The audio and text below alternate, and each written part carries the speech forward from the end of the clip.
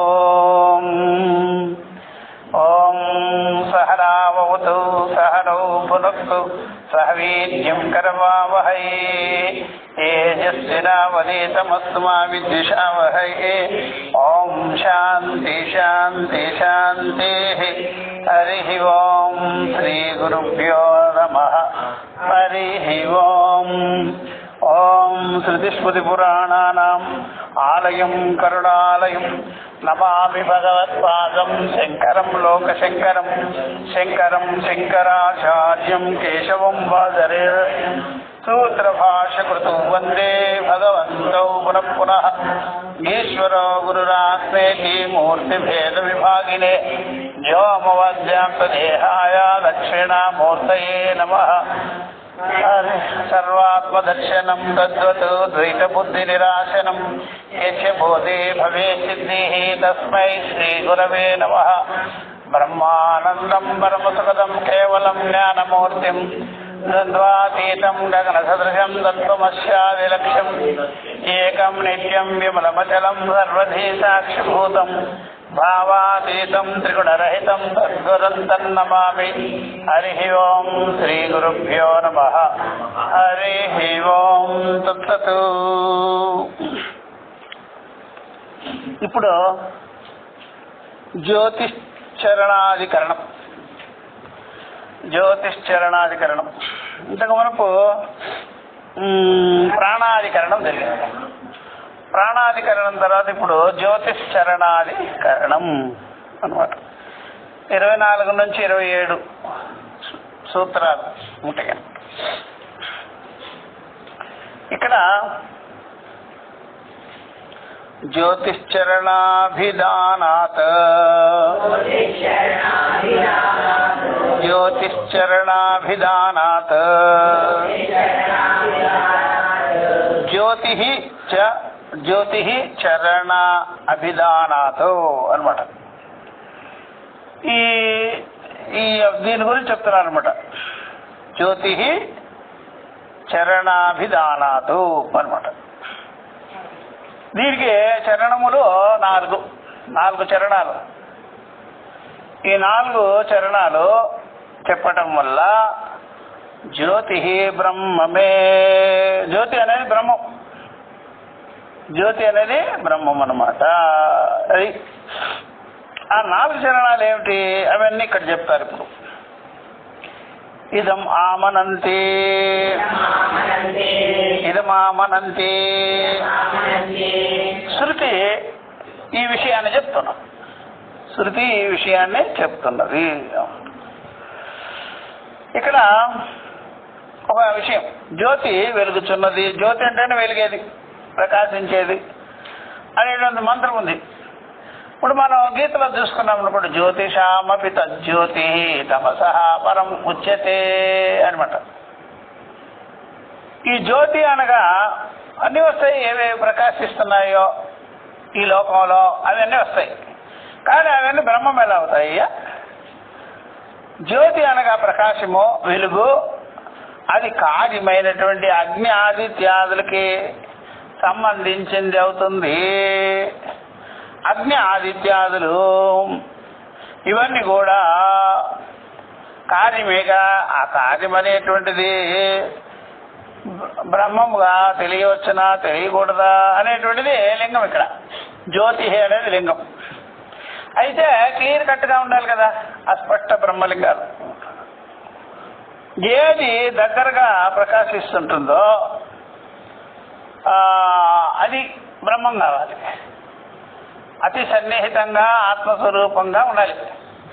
దూరంగా ఎక్కడో ప్రకాశించేది బ్రహ్మము కాదు, భేదం వస్తుంది. అందువల్ల జ్యోతి అనేటువంటిది కార్యమైన అగ్ని వంటిదే. లింగం ఏంటిదే? ప్రకాశము. లింగం ప్రకాశం, ప్రకాశింపజేసేది. ఇది 4 పాదాలు గల బ్రహ్మం అని చెప్పబడింది.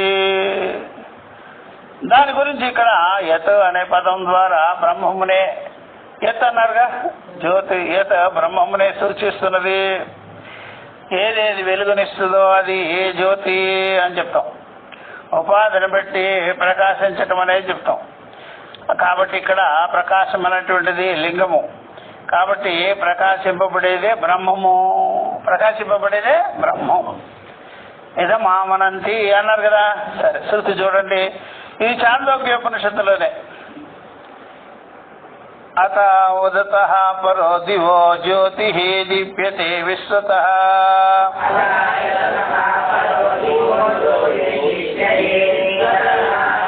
అత యదతః పరో దివో జ్యోతిః దీప్యతే విశ్వతః.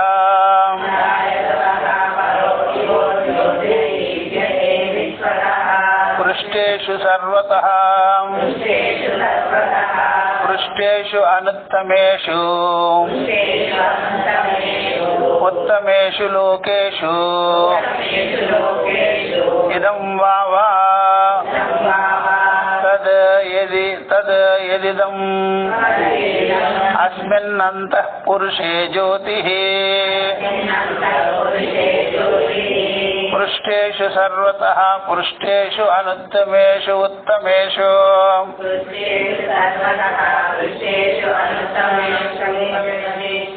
లోకేషు ఇదం వావ తద్యదిదమస్మంతః పురుషే జ్యోతిః.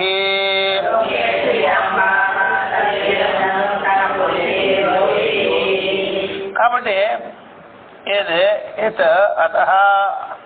ఏదైతే జ్యోతి అని చెప్తున్నామో, పరో దివో పరః దివః జ్యోతి దీప్యతే, పైన అన్నిటికీ పైన దివః దివిలోకే జ్యోతి దీప్యతే, విశ్వమంతా కూడా దీప్యతే పృష్ఠేషు సర్వతః, మన ముందు అంతా ప్రకాశిస్తున్నది.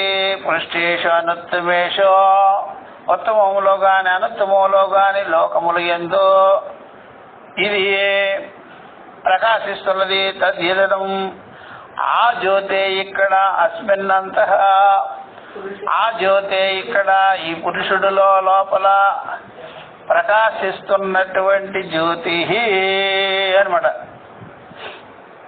ఇట్లా ఇక్కడ సంశయం వచ్చింది అంటాడు. ఇక్కడ పూర్వపక్షి సంశయం కలుగుతుందయ్యా అంటాడు. ఏమని చెప్తున్నాడు? కిం ఇహ జ్యోతి శబ్దేనాదిత్యాదికం జ్యోతి అవిధీయతే కిం వా పర ఆత్మా ఇతి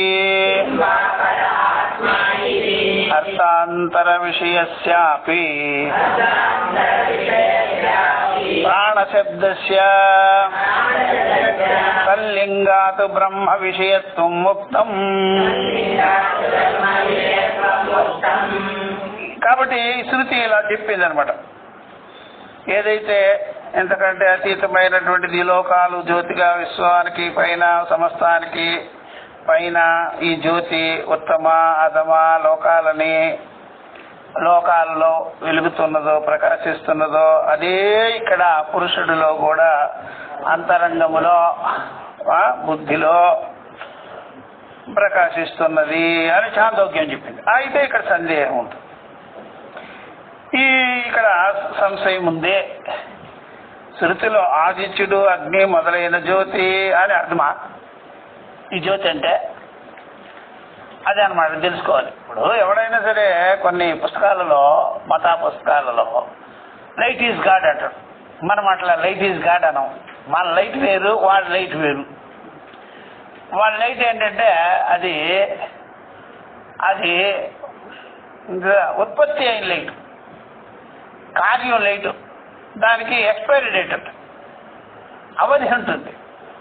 మనకి కాల దేశ అవధులు లేని జ్యోతి. మన జ్యోతి నిత్యమైన జ్యోతి, నిర్మయమైంది. కాబట్టి ఆ జ్యోతి ఈ జ్యోతి, ఆ లైట్ ఈ లైట్ వేరా. గాడ్ ఈజ్ లైట్ అంటాడు, లైట్ ఈజ్ గాడ్ అంటాడు. మనం గాడ్ ఈజ్ లైట్ అంటాం. ఒరే మీకు ఆ లైట్ ఏరా ఈ లైట్ ఏరా. అందుకని వాళ్ళ నక్షత్రాలకే చూసుకుంటారు. వాడు ముసల్మాన్ చూడు ఆ చంద్రుడు చుక్కను పెట్టుకొని కూర్చుంటాడు, వాడు చూడు సన్నని పెట్టుకొని కూర్చుంటాడు. మనం అవన్నీ నమ్మం. జ్యోతిషామపి తజ్జ్యోతి తమసహ పరం ముచ్యతే. వాడికి ప్రత్యక్షాది ప్రమాణాలు సరిపోతాయి. మనకేమంటే అపరోక్షానుభవం, అంతరానుభవం. నేను ఏ మనసుతో అయితే మననం చేస్తున్నానో ఆ మనసుకే జ్యోతి, ఏ బుద్ధితో అయితే నిశ్చయం చేస్తున్నానో ఆ బుద్ధికే జ్యోతి, ఏ ఇంద్రియాలతో అయితే చూడగలుగుతున్నానో వాటికే జ్యోతి. అందువల్ల ఈ విధంగా ఈ జ్యోతి అన్ని జ్యోతులకి, ఈ యొక్క ఇంద్రియ జ్యోతులకి, మనసు జ్యోతికి, బుద్ధి జ్యోతికే జ్యోతి. ఆ యొక్క అంతఃకరణలో ఉండే అజ్ఞానానికి కూడా జ్యోతి, అజ్ఞానానికి కూడా జ్యోతి అన్నమాట. అందువల్ల ఏ జ్యోతి అజ్ఞానాంధకారాన్ని తరిమి కొడుతుందో అదే ఆత్మజ్యోతి. ఇవన్నీ జ్యోతులు అజ్ఞానం పోగొట్టు, అజ్ఞానంలో భాగాలు. ఈ జ్యోతి ఏదైతే ఉందో అజ్ఞానాన్ని పారదోలే జ్యోతి ఆత్మజ్యోతి. ఆ జ్యోతి అసలు జ్యోతి అన్నమాట. అందువల్ల తమస పరం, తమస్కే పరమైనది. అట్లా అట్లా అందుకని ఇక్కడ సందేహం వచ్చిందయ్యా. శృతిలో ఆదిత్యుడు అగ్ని మొదలైన జ్యోతికి అదే అర్థమా పరమాత్మ? లేకపోతే పూర్వము 2 అధికరణాలలో ఆకాశం ప్రాణం అని గురించి చెప్పినట్లుగానే బ్రహ్మం అనే అర్థం చెప్పారు. ఇక్కడ కూడా అంతే, జ్యోతి అంటే బ్రహ్మమే అన్నమాట. కాబట్టి ఇక్కడ కూడా అసలు అర్థము వదిలి బ్రహ్మము అనే అర్థం చెప్పాలి. మామూలుగా శబ్దార్థం పట్టుకోకూడదు, శబ్దార్థాలు శబ్దం ఎలా ఉందో అలా చెప్పకూడదు. ఇది వేరే అర్థం చెప్పాలి. ఇక్కడ వేరే అర్థం అంటే అర్థం అంటే సరిపోయే అర్థం చెప్పాలి జ్యోతికి. అది ఆర్పోయే జ్యోతిగా ఉండకూడదు, వెలిగించే జ్యోతిగా ఉండకూడదు, కాలదేశాల జ్యోతిగా ఉండకూడదు, అవధులు కలిగిన జ్యోతిగా ఉండకూడదు. స్వప్నం ఉన్నంత మెలకు ఉన్నంత వరకు ఆ జ్యోతి ఉంటుంది, సూర్యచంద్రాలు. మళ్ళా స్వప్నంలో మరొక జ్యోతి వస్తుంది. మరి ఈ జ్యోతులన్నీ ఆరిపోయేదే కదా సుషుప్తిలో. సుషుప్తి అనుభవమే అసలు జ్యోతి అన్నమాట. అట్లా కానీ అక్కడ అటువంటి శబ్దలింగం వలన అలా చెప్పారు, శబ్దాన్ని బట్టి చెప్పేసినారు అన్నమాట. ఇక్కడ అటువంటి శబ్దలింగము ఉన్నదా లేదా అని చర్చకు వచ్చింది. అయితే దేనిని నిర్ణయించినారయ్యా? జ్యోతి అంటే ఆదిత్యుడు, అగ్నే మొదలైన చెప్తుంటాం మనం. కాబట్టి అది కారణమైన ప్రసిద్ధమైన అర్థాలు కనుక మనకు తెలుస్తున్నటువంటి అర్థాలు అవన్నీ జ్యోతి జ్యోతి అనగానే. అట్లా మన పెద్దలు ఉపనిషత్తు జ్యోతి శబ్దము అలా వాడదా. జ్యోతిరాదిత్య ప్రకరణం అని వచ్చిందా లేదా? జ్యోతిర్బ్రహ్మ ప్రకరణము అదే అనమాట. ఇక్కడ కాదు బృహదారణ్యకంలో వచ్చింది జ్యోతిర్బ్రహ్మ. అది సింపుల్ గా సూత్రంగా రాసేసినట్టు శంకర్ల వారు. ఇక్కడ జ్యోతి అంటే ఆదిత్యుడు, అగ్ని మొదలుగానే చెప్తుంటాం మనం. అయితే ఆ అర్థాలు, ఆ శబ్దార్థాలు ఇక్కడ పనికిరావు. చీకటి అని వెలుగని అనే పరస్పర విరుద్ధములైనవి కదా. ఇక్కడ వాటికి ఏంటంటే చీకటి విరుద్ధం. ఈ జ్యోతికి చీకటి ఏ విరుద్ధం కాదు, చీకటి విరుద్ధం కాదు. అర్థమైందా? ఆ వాటికి చీకటి విరుద్ధం. అందుకని వెలుగు చీకటిలో సంబంధించింది అది. ఇది ఇక్కడ ఏమిటంటే చీకటి అనేది కూడా ప్రకాశిస్తుంది. చీకటిని కూడా మనం చూస్తుంటాం. కాబట్టి చీకటి అది కూడా ప్రకాశమే, అది కూడా ప్రకాశంలోనే ఉంది, బ్రహ్మ ప్రకాశానికి భిన్నంగా లేదు. అట్లా అన్నమాట. అందుకని తమసః పరం అన్నాడు, చీకటికే పైన అన్నాడు. అంటే చీకటికి ఆత్మ, చీకటికి కూడా ఆత్మ అనమాట. అది చీకటికి కూడా ఆత్మ, రెండు లేవు అక్కడ. చీకటికి కూడా ఆత్మ అనగానే చీకటి కూడా దానిలోకి వెళ్ళిపోయింది. అట్లా అనమాట. ఇలాగా పరస్పర విరుద్ధం కాకుండా ఉండాలి జ్యోతి. రెండవది ఉండకూడదు, అవధులు ఉండకూడదు, ఆరిపోకూడదు, అట్లా ఉండకూడదు. చీకటితో విరోధం ఉండకూడదు. అట్లా అట్లా ఉండకూడదు. ఊరికే మనం చెప్తాం తమ ప్రకాశవతు విరుద్ధ స్వభావయో, ఊరికే చెప్పే మాటలు ఇవన్నీ. ఇక్కడ తమస్కే ఆత్మది అట్లా. కాబట్టి నేత్రవృత్తి జ్యోతిషి నిరోధించేది చీకటి. నేత్రవృత్తి అయినటువంటి జ్యోతి ఉంది, దాన్ని నిరోధిస్తుంటుంది చీకటి. అంతఃకరణాన్ని కూడా నిరోధిస్తుంటుంది. ఆత్మను నిరోధించే సామర్థ్యం దీనికి. మన అంతఃకరణం అవిద్యతో కప్పబడిపోతుంది. అంతఃకరణము బ్లైండ్ అయిపోద్ది దెబ్బకి. ఎట్లా బ్లైండ్ అయిపోద్ది అంటే ఏదో అపవాది చేయి, హాయిగా ఆరోపణ చేసి అంతఃకరణానికి అంతే క్లోజ్. అంతఃకరణాన్ని క్లోజ్ చేసేయాలంటే ఏదో అపవాది దాని మీద పడి, నువ్వు జీవుడురా, దుఃఖిరా, నువ్వు ఆ పాపం చేసినావు, ఆ పాపం చేసావు, ఈ పాపం చేసావు, మీ దేవుడు మంచివాడు కాదురా, ఈ దేవుడు మంచివాడు రా అని క్లోజ్ అయిపోతాడు. అసలు దొండపోతా ఇక అదొక అంతఃకరణమా, క్లోజ్ అయిపోతావు నువ్వు. అట్లాగా ఆత్మ క్లోజ్ అయిపోయేది కాదు. అంతఃకరణ ఆవరణ దోషం ఉంది, దానికి అవిద్యా దోషం ఉంది, గ్రంథి దోషం ఉంటే ఒక్కసారిగా ఏదైనా తప్పు రాంగ్గా విన్నా, రాంగ్గా భావించినా అంతఃకరణ క్లోజ్ అయిపోతాడు. కానీ ఆత్మజ్ఞానం కలిగిన తర్వాత నువ్వు ఎన్నైనా చెప్పు, ఏం క్లోజ్ కాదు. ఆత్మజ్ఞాన నిశ్చయంలో నువ్వు జీవుడు అన్నావు అనుకో, దేవుడు కాదే. నువ్వు పాపి అన్నా, పాపం లేకుండా లేదు బా. నువ్వు పాపి అన్నా పాపం లేకుండా లేదు బా. సర్వధర్మాన్ పరిత్యజ్య, అర్థమైందా? నువ్వు తప్పు చేసినావు, తప్పులకే నేను సాక్షిపో. అట్లాగా ఉంటుంది జ్ఞానం. అది క్లోజ్ ఎందుకు అవుతుంది? ఆ జ్ఞానం లేనప్పుడు అంతఃకరణం క్లోజ్ అయిపోతుంది. మాటికి క్లోజ్ అయిపోతుంది. ఆ అపవాదుల వల్ల, ఆరోపాల వల్ల, తప్పు అభిప్రాయాల వల్ల క్లోజ్ చేసుకునే అంతఃకరణం అంటే అందువల్ల దేహ దోషాలు, ఇంద్రియ దోషాలు, విషయ దోషాలు, ఇవన్నీ తప్పుడు అభిప్రాయాలు, ఇవన్నీ అనాత్మ విషయాలు, ఇవన్నీ ఏం చేస్తాయి? మన అంతఃకరణ జ్యోతిని కప్పేస్తాయి, అంతఃకరణాన్ని ఖైదీశానికి. అదే ఆత్మజ్యోతి జ్ఞానం ఉందనుకో, ఎవడు దాన్ని క్లోజ్ చేయడం సాధ్యమో తమసహ పరముచ్యతే. అట్లాగా మబ్బులో వస్తే క్లోజ్ అయిపోయాయి సూర్యుడు, కనిపించడాయా సూర్యుడు. చంద్రుడు చూడు 15 రోజులకి వాడికి జబ్బు వస్తుంది, 15 రోజులు జబ్బులో ఉంటాడు.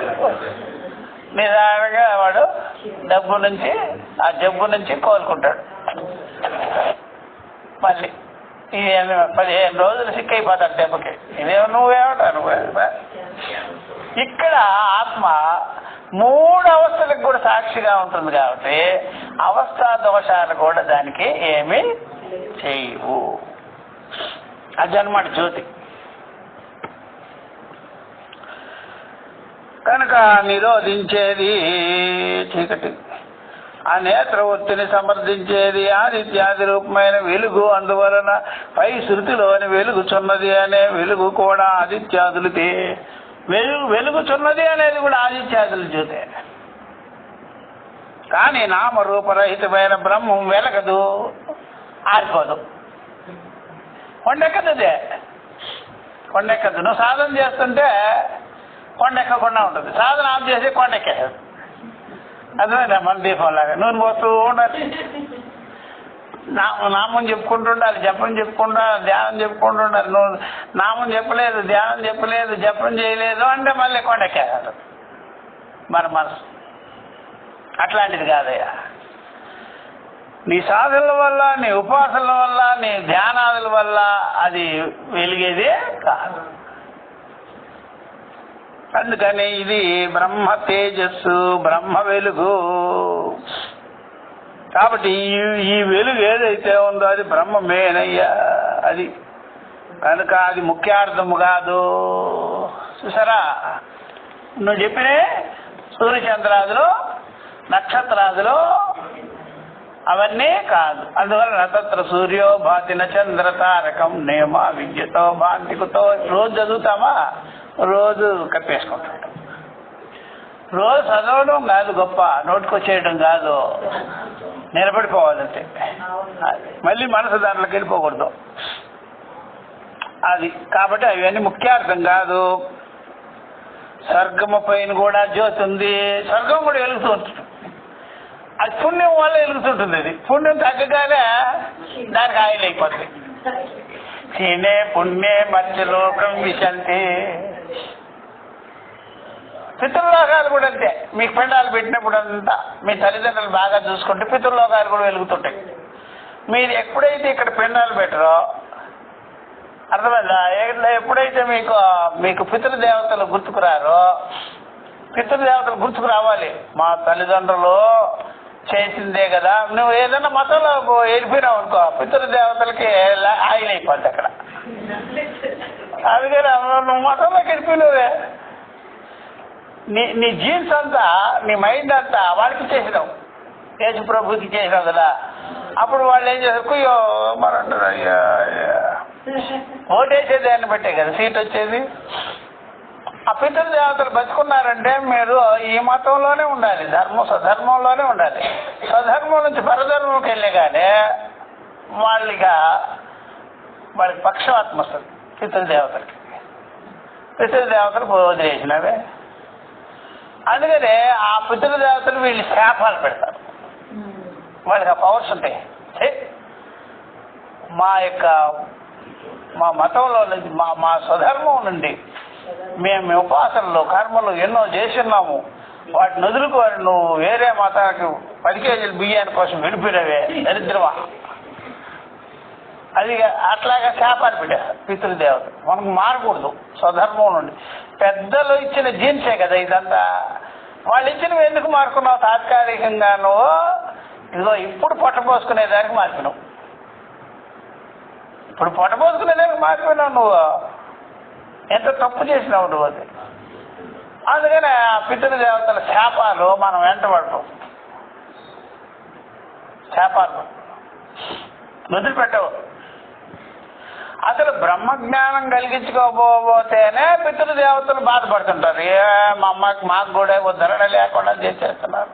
మేము తెలివి తక్కువగా మేము కర్మోపాసనలు చేసి పితృదేవతా స్థానాన్ని పొందినాము, బ్రహ్మస్థానాన్ని పొందలేదు. మా సంతతి కూడా బ్రహ్మజ్ఞానం పొందలేక మమ్మల్ని యాది స్టీజ్గా ఎక్కడ ఉంచారో అక్కడే ఉంచేసినారు అని అది మనోళ్ళు చేస్తారు. మన కర్మోపాసనలో కంటిన్యూ అయినా పితృదేవతల కోపం, దేవతలకి కోపం, ఇంద్రియ అధిదేవతలకి కోపం. ఏరా ఇంతవరకు శ్రవణం చేసి బ్రహ్మార్థాన్ని వినకపోయేటప్పటికి మాకు అసంతృప్తి కావాలి. పితృదేవతలకి కోపం, ఇంతవరకు బ్రహ్మార్థం మేము వేసినట్టే ఏడుస్తున్నావేంటారా మీరు? మీరైనా జ్ఞానం కలిగించుకోవచ్చు కదా. జ్ఞానం కలిగించుకోకుండా ఇంకా కర్మోపాసనలోనే పడిసి వస్తున్నారా? మీరు జ్ఞానం కలిగించుకుంటే కదా మాకు కూడా విడుదల.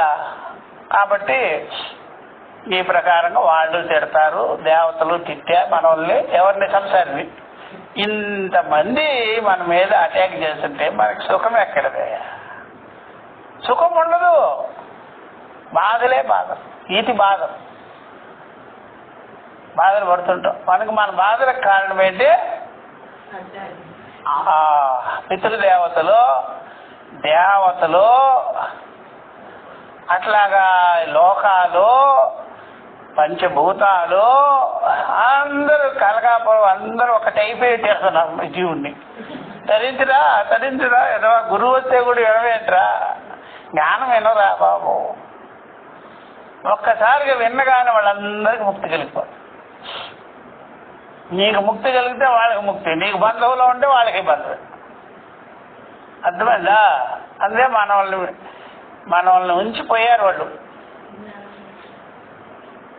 జ్ఞానం కలిగించుకుంటే, జ్ఞానం కలిగించలేదు వాళ్ళు అంటే మనము అంటే అట్లా అనమాట. అందరూ ముక్తిని పొందాలిగా.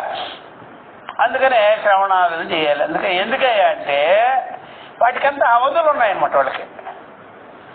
బ్రహ్మమునికి అవధి లేదు. అవధి లేని జ్ఞానం వింటే వాళ్ళకి అవధుల్ని వాళ్ళు దాటిపోతారు. లిమిటేషనే బంధం అనమాట. లిమిటేషనే బంధం. ఆ లిమిటేషన్లో ఉండడం వేళ మరలా మనకు ఉండే వేదార్థానికి దాన్ని వదిలిపెట్టి బైబిల్లోకి ఖురాన్లోకి పోవడం బట్టి ఇంకా దరిద్రమే. దీంట్లో వేదార్థంలో ఉంది. వేదార్థంలో కర్మఫాసనలో ఉండేటప్పటికి అవధుల్లో ఉన్నారు. ఇంకా అవధుల్లో ఉండేటప్పుడు అవధులు దాటాలి కదా. అవధులు మాకు అయిపోయింది, మీకు అది ఇచ్చేసాము, మీరు తెలుసుకునేదానికి ఇచ్చాము అని మన దేవతలంతా మనల్ని ఇక్కడ పెట్టేసి వాళ్ళు ఆ లోకాల్లో వాళ్ళు ఉన్నారు. వాళ్ళు కూడా పూర్వం ఇలాగే చేసుకొని అక్కడ చేరారు. మనం ఇంతవరకు కూడా వాళ్ళకి విముక్తి కలిగించలే, మనకి విముక్తి కలగలే, ఏమైపోతారు? సరే అట్లా ఎట్లాగా అంటే దృష్టాంతము ఎప్పుడైనా చూడండి, ఎప్పుడైనా ఒక రాజు గెలవగానే బందీలంతా వదిలేస్తారట. ఒక రాజు గెలిచాడనుకో, జైల్లో పెట్టుంటారు కదా, వాళ్ళందరినీ వదిలిపారేస్తారు. ఇప్పుడు మంత్రులు అంటే కదా, సీఎం రాగానే తెలుగుదేశం వాళ్ళంతా జైల్లో పెట్టుంటారు, మొత్తం వదిలిపెడేస్తారు. ఆ తెలుగుదేశం కార్యకర్తలంతా జైల్లో పెడేసింటాడు వాడు.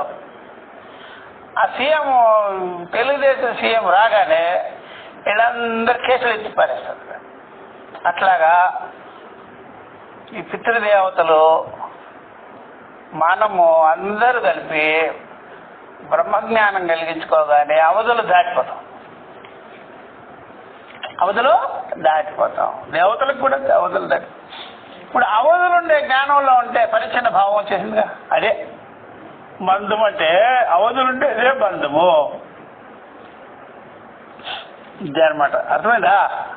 మననం చేస్తే అర్థం వస్తుంది. అందువల్ల నీ నామరూపాలు లేని, కాల దేశాలు లేని బ్రహ్మము వెలగదు గనక అది ముఖ్యార్థము కాదు. అవి ముఖ్యార్థం కాదు. ఏవి?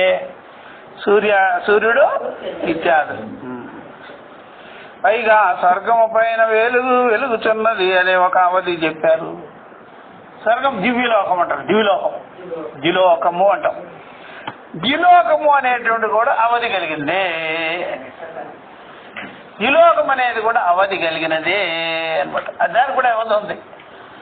అదేంటి అవధి? మనకు తెలుస్తుంది కదా, పుణ్యం వల్ల ఉంటుంది. ఆ పుణ్యము కూడా అవదేగా, టైం బీయింగ్. ఆ పుణ్యం అయిపోగానే అది పోతుంది. ఆ పుణ్యాలను దాటుకోవాలన్నమాట.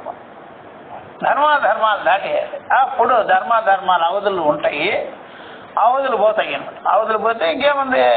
శాశ్వతం, నిత్యం. అది అనమాట శాశ్వతం నేతరేషాం అని చెప్పేసి అట్లా ఈ ప్రకారంగా చెప్పేసినారు. కాబట్టి స్వర్గము పైన కూడా వెలుగుంటుంది. ద్విలోకమని దానికి అవధి ఉన్నది. అవధి రహితమైన బ్రహ్మం కంటే సూర్యాది జ్యోతి సరైన అర్థము. అవధి రహితమైన బ్రహ్మం కంటే కూడా సూర్యాది జ్యోతియే సరైన అర్థము అంటాడు పూర్వపక్షం.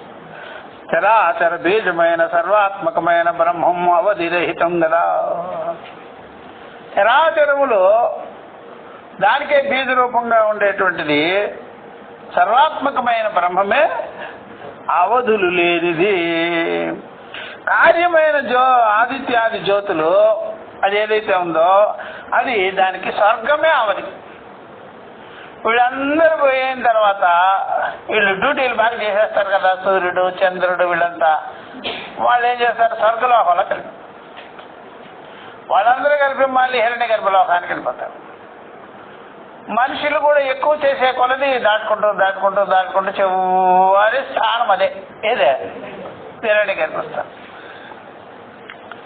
కానీ అది కూడా అవదే, దానికి కూడా టైం బీయింగ్ ఉంది. కాబట్టి ఇవన్నీ దాటి సర్వాత్మకమైనటువంటి బ్రహ్మము అవధి లేనిది. ఈ కార్యమైనటువంటి ఆదిత్యాది జ్యోతులు స్వర్గము అవధిగా ఉన్నది, అవధిగా వెలుగుతుంటుంది అనమాట. పుణ్యం వల్ల కర్మల వల్ల వాటిని పెట్టుకోవాలి. కాబట్టి సర్వవ్యాప్తి సర్వవ్యాప్తి లేదు దానికి, సర్వవ్యాపకత్వం లేదు దానికి. కాబట్టి ఈ ప్రకారంగా బ్రాహ్మణం బ్రహ్మజ్ఞానాన్ని గురించి బోధించేటువంటి ఈ గ్రంథంలో ద్విలోకాతీతమైన తేజస్సు అవధిని స్పష్టంగా చెబుతుంది. ద్విలోకాతీతమైనటువంటి తేజస్సు కూడా అవధిగానున్నది అని చెప్పేసి ఇప్పుడు మరలా చెప్తున్నారు చూడండి. ఇంతవరకు వచ్చిందా? ఇహతు తల్లింగమేవాస్తి నాస్తి విచార్యతే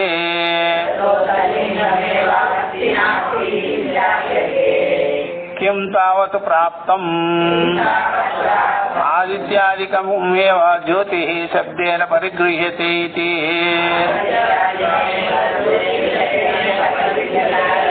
కుతః ప్రసిద్ధేః తమో జ్యోతిః ఇతి. ఇమౌ శబ్దం పరస్పర ప్రతిద్వంద్వేషయో ప్రసిద్ధౌ. కాబట్టి ఇక్కడ అర్థాంతర విషయస్యాపి ప్రాణశబ్దస్య తల్లింగ, ఇదే కదా కింద లేదు. ప్రాణశబ్దస్య తల్లింగాత్ బ్రహ్మ విషయత్వం ఉక్తం చెప్పామా. ఇహతు తల్లింగమేవ అస్తి నాసీతి, అది దానికి ఇది బ్రహ్మమేనా ఆ లింగాన్ని బట్టి శబ్దాన్ని బట్టి కాదా అనే దాన్ని విచారిస్తారు. కిం తావత్ ప్రాప్తం, ఏం వచ్చినది ఇక్కడ?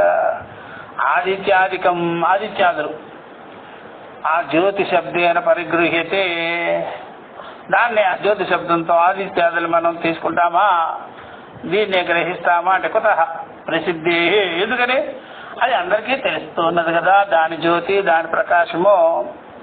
తమో జ్యోతిరితి ఇమౌ శబ్దౌ పరస్పర ప్రతిద్వంద్వి విషయో ప్రసిద్ధౌ. మరి ప్రతిద్వంద్వం ఉండకూడదుగా, సర్వత్ర బ్రహ్మం సర్వత్ర సమం బ్రహ్మ కదా. ఇక్కడేమో వెలుతురు చీకటి వచ్చేసిందిగా, తమస్సు చూసారా జ్యోతి వచ్చేసింది కదా. కాబట్టి ప్రసిద్ధంగా ఉండేటువంటి సూర్యచంద్రాదులు వాటికి మళ్ళా తమస్సు అనేటువంటిది విరోధముగా ఉంది, అట్లా తీసుకోకూడదు. బ్రహ్మానికి మరొక ఆపోజిట్ లేదు, బ్రహ్మం అంతటా కూడా సమమే. బ్రహ్మం మొదలుకొని పిపీలకు పర్యంతం ఉంటాం కదా సమం, అణువులనే వ్యాపించుకున్నది కదా. కాబట్టి బ్రహ్మము ఎందు బ్రహ్మజ్యోతి ఎందు అపరజ్యోతి అనేది మరొక జ్యోతి లేదు, మరొక తమస్సు కూడా లేదు. చక్షుర్వృత్తే నిరోధకం శార్వరాధికం తమ ఉచ్యతే. చక్షుర్వృత్తే, చక్షువులుని దాన్ని నిరోధించేటువంటి చీకటి గాఢాంధకారము మొదలగునవి దాన్ని తమస్ అంటారు. తస్యాహ ఏవ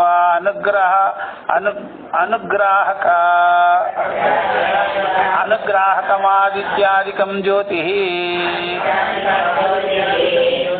కాబట్టి ఈ విధంగా తస్య దానిని ఇక్కడ చెప్తున్నారు.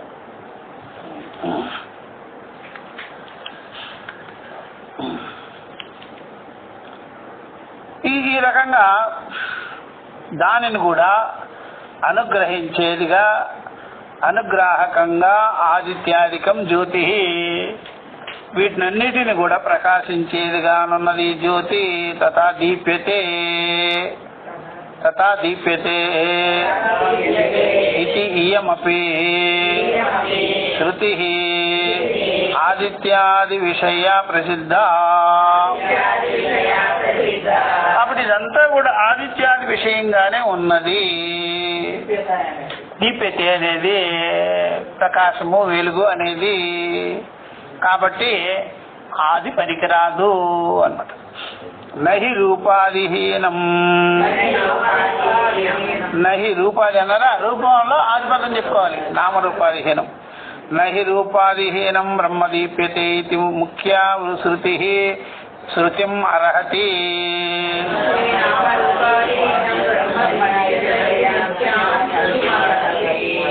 కాబట్టి ఇక్కడ ఈ ప్రకారంగా వాళ్ళు ఏం చేసినారంటే, ఈ నామరూపాలు లేనిది బ్రహ్మము, నామరూపాలు లేనిది, నామరూపాలు లేకుండా ప్రకాశించేది, ఇది ముఖ్యమైనటువంటిది అని శృతి చెప్పుచున్నది అని చెప్పేసి. అంతేకాదు జిహు మర్యాదత్వ శృతేచ్ఛ. ఈ ద్విలోకం అనేది కూడా హద్దులో ఉన్నది. ద్విలోకం కూడా హద్దులో అవధి కలిగి ఉన్నది. అవధి కలిగి ఉందని మనం ఎలా చెప్తామో, కర్మఫలాలను బట్టి, పుణ్యం బట్టి అది ఉంది. పుణ్యం లేకపోతే అది ఉండదు. పుణ్యం బట్టి ఉంది, ఆ పుణ్యం అయిపోగానే వెళ్ళిపోతుంది. అట్లా క్షీణే పుణ్యే మత్స్యలోకం విశంతి. అట్లా ఏదేది లోకాలు ఉంటాయో ఆ లోకాలన్నీ కర్మఫల లోకములే, పుణ్యపాప విషయాలే. ఆ పుణ్యపాపాలన్నీ కూడా కర్మల వల్ల వచ్చింది, సాధన సాధ్యాల వల్ల వచ్చింది. సాధన సాధ్యాలన్నీ అనిత్యమే. అనిత్యమైన సాధన సాధ్యాలన్నీ తొలిగిపోతాయి. సాధనల వల్ల, అనిత్యమైన సాధనల వల్ల సాధించింది కూడా అనిత్యమైనటువంటి ఫలములే, అది కూడా నశిస్తుంది. అట్లా నశించిపోతుంది, బ్రహ్మజ్ఞానం పోదు. అలా ఏదైనా దేవతను పెట్టామనుకో, పూజ చేస్తుంటేనే దేవత, పూజ చేయలేదనుకోండి దేవతగా, దేవతే కాదు. అట్లా అనమాట. అదేమైపోద్ది, మోహన్ దాస్ చిత్రమందిర్ లాగా అయిపోద్ది, దుర్గా మహల్ లాగా అయిపోద్ది. ఎంతకాలం చూపించుకుంటావు నువ్వు ఆ పాత కుర్చీలు వేసుకోండి, అర్థమైందా? రాడిగా చివరికి దాన్ని షేపులు మార్చేసి ఏదో చేసి, అర్థమైందా? మరి ఈ సినిమాలు సార్ ఇది కూడా అంటే మంచి సినిమాలు తీయలేదు అనుకో, అంతంత డబ్బులు పెట్టి అక్కడెందుకు దూరుతావరా, మాకేం పనిరా. మంచి సినిమాకి ఒకటేందుకు చెత్త అంతా తీసిపెట్టి అంతంత డబ్బులు ఖర్చు పెట్టుకొని ఎవరు చూస్తాడయ్యా, అర్థమైందా? అట్లా ఎట్లాగా అంటే నువ్వు ఇచ్చే టీకి మరి ఏసీలు గీసీలు వేసుకోవటం ఎందుకో, బయట తాగచ్చు కదా టీ. నువ్వు ఇచ్చే సినిమా ఏమో పిచ్చి సినిమా, దాంట్లో ఏమో అంత ఖర్చు పెట్టుకొని అక్కడ కూర్చోవాలి, పని ఏం పని, అర్థమైందా? బోడిగుండు కొట్టించుకునేదానికి ఏసీ బార్బర్ షాప్కి వెళ్ళాలట, రోడ్డు మీద కొట్టేస్తాడు వాడు. దుర్గమ్మ టెంపుల్ దగ్గర కొట్ల బోడి, ఈ బోర్డు కొట్టించేదానికి మళ్ళీ కొత్త పెద్ద సెలూన్లకు దూరాలి మేము, అర్థమైందా? అట్లాగా. కాబట్టి నువ్వు గుడి కట్టినా సరే చేసుకుంటూ ఉండాలి. ఏ రోజు చేయవో అది దేవత వెళ్ళిపోద్ది. ఇది చేయటం లేదే నేను ఉండనయ్యా అని చేసే చోటుగా దేవత వెళ్తుంది, చేయకపోతే దాంట్లో ఎందుకుంటాం? అన్నం పెట్టినంత వరకే ప్రాణం ఉంటుంది, అన్నం పెట్టకపోతే ప్రాణం కూడా వెళ్ళిపోద్ది. అందుకని బ్రహ్మం అలా వెళ్ళదు, బ్రహ్మం అలాగా వెళ్ళదు, అణువులు వ్యాపించుకుంటాం. కాబట్టి ఇవన్నీ కర్మఫల లోకాలు. ఏం శాశ్వతమయ్యా, ఏం శాశ్వతత్వం లేదు దానిలో. ఈ ప్రకారంగా చెప్పి చూడండి, దానికి కూడా ఒక హద్దు ఉన్నది. నహి చరాచర బీజస్య బ్రహ్మణః సర్వాత్మకస్య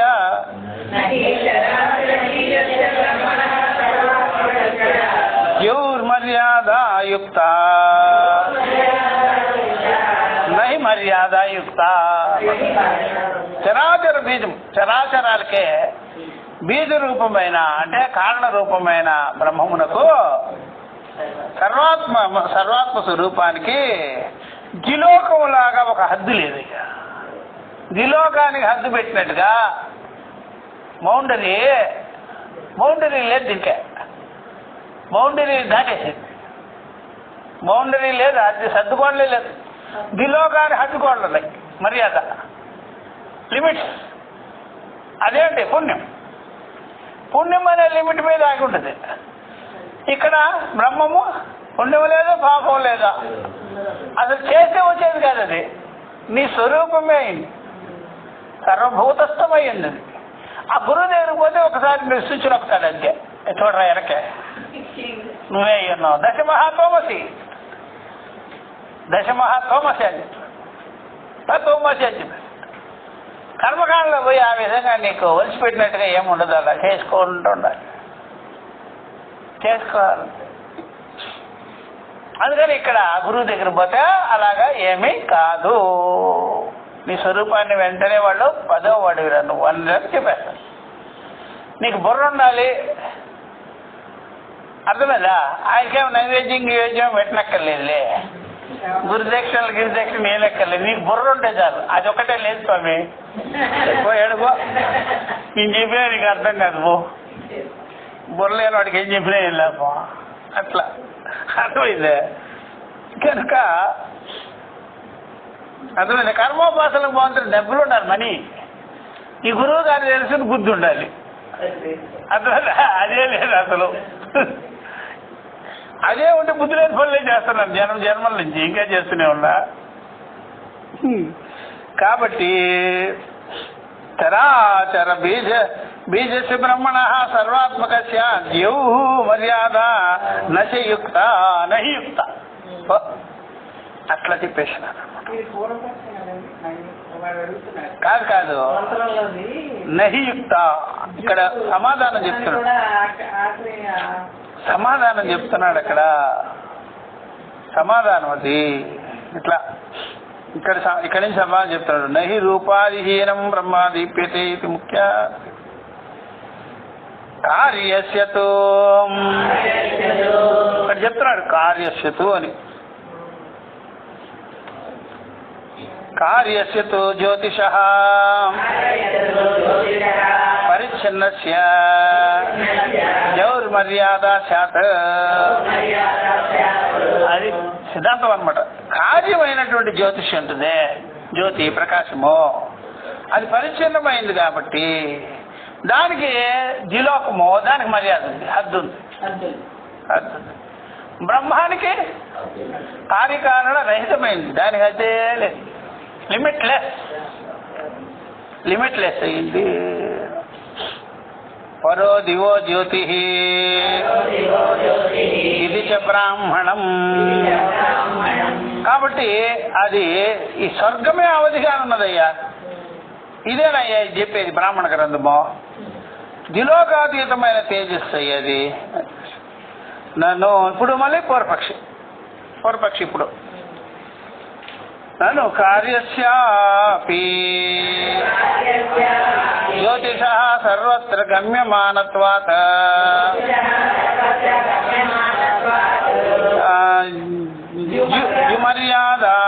ద్విమర్యాదావత్వం అసమంజసం.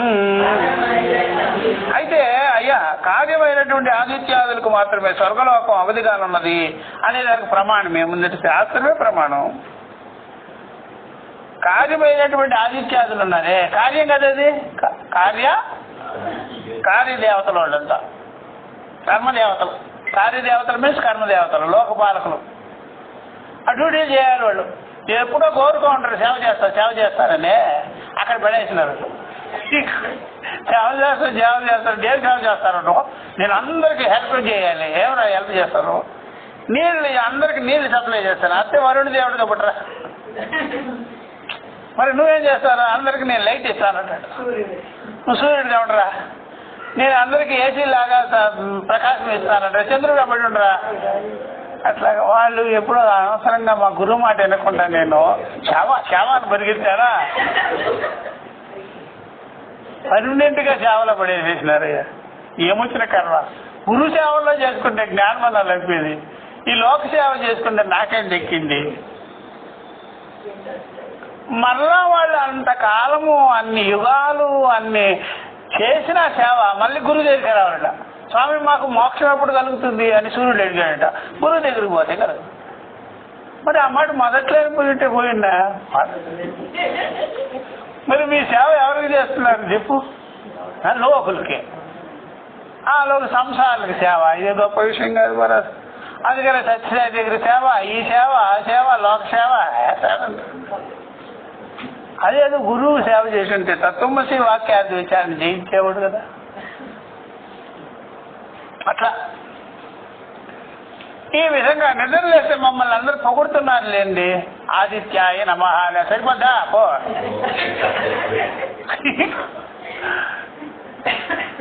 అంతే, అలా పడి ఉంటారు అనమాట. ఏం సేవ? లోక సేవ అంటారు. బ్రహ్మాన్ని ప్రకాశించవలసిన పనిలే, బ్రహ్మవేత్తల్ని ప్రకాశించే పనిలే. మీరు మీ ప్రకాశం ఎవరికనంటే లోకులకి. బ్రహ్మవేత్తలు నువ్వేం ప్రకాశం? నత్ర సూర్యో బాతిన చంద్ర తారకం తెలుసుకుంటావు. అంతటా వ్యాపించిన పరబ్రహ్మతత్వాన్ని నువ్వేంట్రా ప్రకాశించేది? మరి నా ప్రకాశం ఎవరి కొరకు స్వామి? అది కాదు, ఈ లోకులకే, అది వీళ్ళకే. అవునరా? మీ ప్రకాశంలోనే వాళ్ళు దొంగతనాలు చేయాలి, మీ ప్రకాశంలోనే వ్యాపారాలు చేయాలి, మీ ప్రకాశంలోనే వాళ్ళు పొలిటీషియన్ చేయాలి. ఇవన్నీ కర్మలన్నీ మీ ప్రకాశంలో. అంటే మా సేవ ఇట్లా వినియోగించుకుంటున్నారనమాట అనుకుంటాడు వాడు. ఎవరో సూర్య చంద్ర నక్షత్రాదులు చూసారా? ఇంద్ర చంద్రాది దేవతలు ఫిక్స్ అయిపోయినారండి. ఎందుకని స్వామి ఇట్లా ఫిక్స్ అయిపోయాం మేమంటే, ఆ రోజు తత్వజ్ఞానం ఏమంటే సేవ అన్నావు కదా, అది గతి. అప్పుడే కానీ నువ్వు స్వామి గురు సేవ చేస్తాను స్వామి అంటే వెంటనే కృష్ణుడు సేవ చేస్తున్నాడా? సాందీపురుడి దగ్గర జ్ఞానం పొందాడు. అట్లా నువ్వు కూడా చేసుకుంటే బాగుంటుంది కదా. ఏం సేవరా? పర్మనెంట్ సేవ కాదు కదా. గురువు దగ్గరికి వచ్చినావు, మంచినీళ్ళు ఇచ్చినావు, అవన్నీ ఆసనాలు వేసావు, ఆయనకి అన్నం పెట్టావు, తత్వాన్ని విన్నావు, తరించావు, అంత ఆ మాత్రానికి నువ్వు విరవిగావు. సేవ అని ఫిక్స్ అయిపోయినావు. అట్లా అనమాట పాపం. ఈ కార్యమైన ఆదిత్యాదులకు మాత్రం స్వర్గలోకం అవధిగా ఉన్నదనే ప్రమాణం ఉన్నది. శృతిలో చెప్పిందిగా, అది సర్వత్రా కనబడుతూనే ఉన్నది కదా, అందరికి తెలుస్తూనే ఉంది కదా. నిద్రలే డ్యూటీ మళ్ళా అర్థమైందా? సాయంత్రం వీధి లైట్లు వేసినట్టుగా ఆయన పొద్దున్న లైట్లు వేస్తుంటాడు. సాయంత్రం మున్సిపాలిటీ వీధి లైట్లు వేసుకుంటాడు, పొద్దున్నే లోకాల లైట్లు వేసుకుంటుంటాడు. ఇదా ఈగిపోతే ఊరుకోడు ఆయన బ్రహ్మం. భీషాస్మాత్ పౌతే భీషోదేతి సూర్య. చూసారా? ఆయన పరమాత్మకి గడిచి సూర్యుడు ఉదయిస్తున్నాడు. ఇట్లా అందరూ పనులు చేస్తారు. అంతే, ఫిక్స్ అయిపోయారు సాధనలో. తీసామంటే అర్థమైందా? అట్లా కనుక ఈ ప్రకారంగా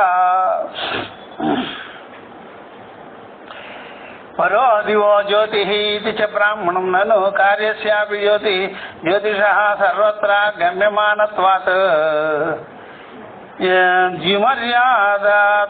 ద్విమర్యాదత్వం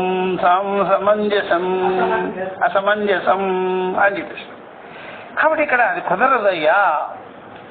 ఎందుకంటే ఇక్కడ ఇదంతా తెలుస్తుంది కదా. అలా అయితే పంచీకరణాలు త్రివృత్కరణాలు కాకముందు తేజస్సు అని చెప్తాము, అది కుదరదు అని చెప్పేసి. పంచీకరణంలో ఉంది ఆత్మ ఆకాశ సంభూత, అది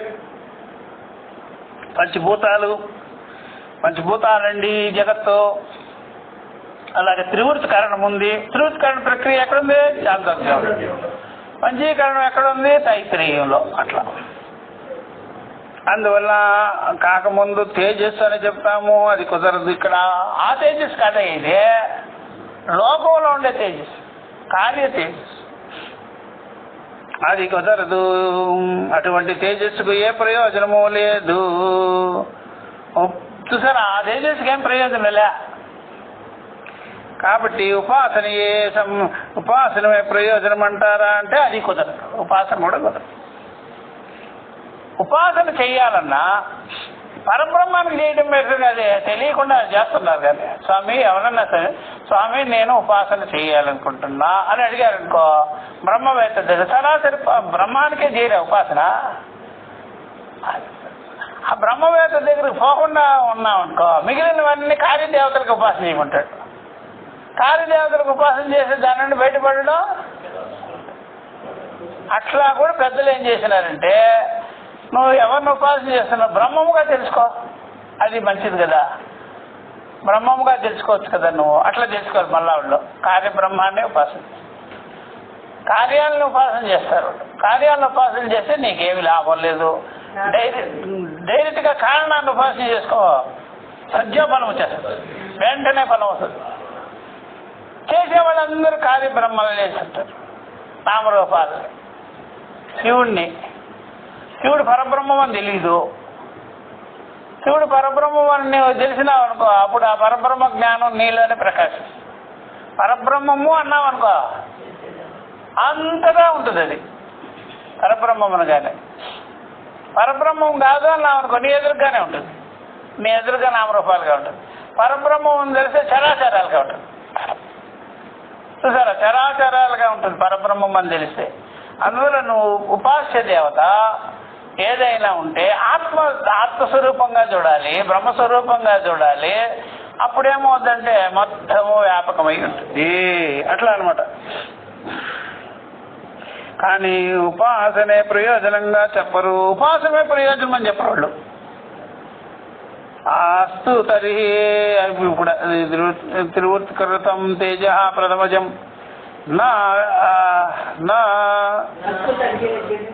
ఇక్కడ అస్తు తరిహి త్రివృత్కృతం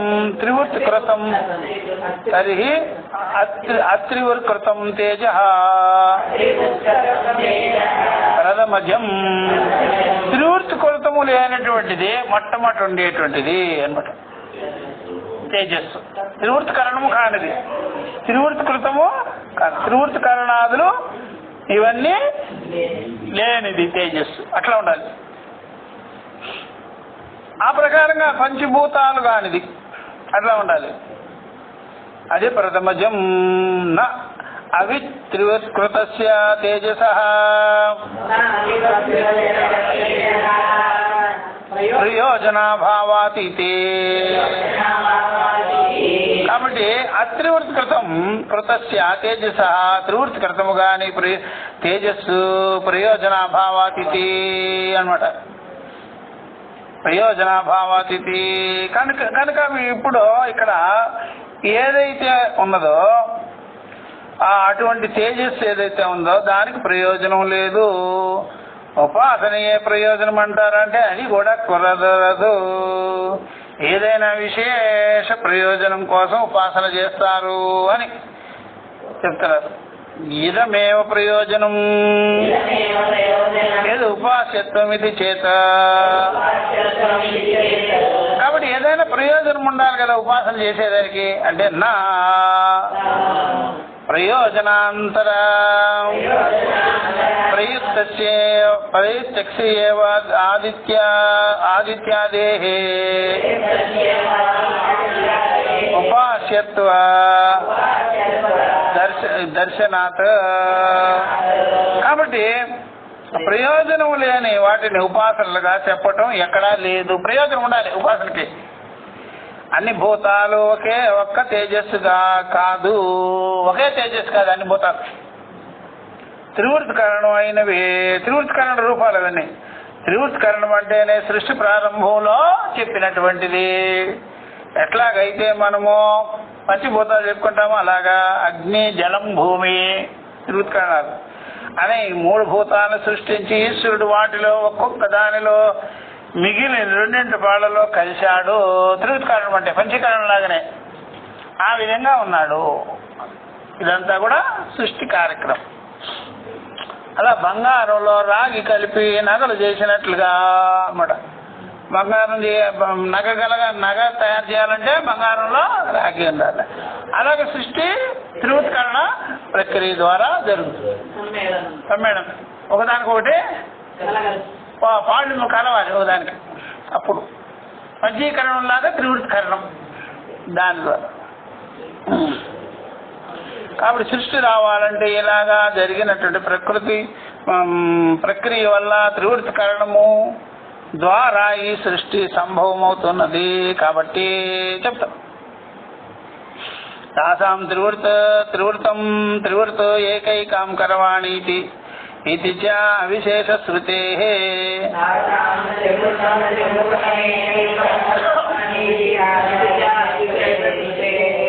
न च अत्रिवृत्कृतस्यापि तेजसः धिमर्यादत्वं ప్రసిద్ధం. కాబట్టి ఈ ప్రకారంగా త్రివృత్కరణం ద్వారానే సృష్టి కలుగుతుంది, సృష్టి అవుతుంది. త్రివృత్తి అయినది ఈ సృష్టి అంతా.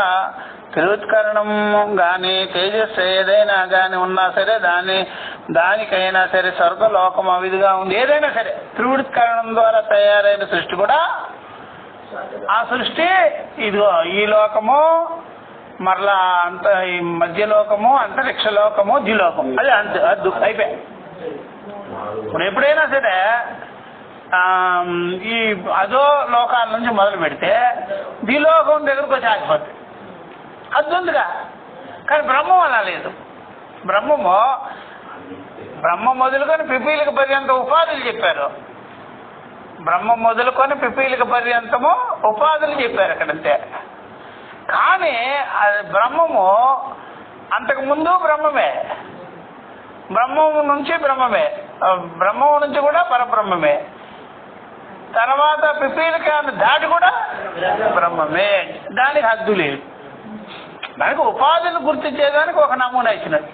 ఎక్కడి నుంచి ఎక్కడికి? బ్రహ్మ మొదలు పిపీలిక మొదలు. చైతన్యం అలా చెప్పదు. చైతన్యం అంతగా సర్వత్ర వ్యాప్తం.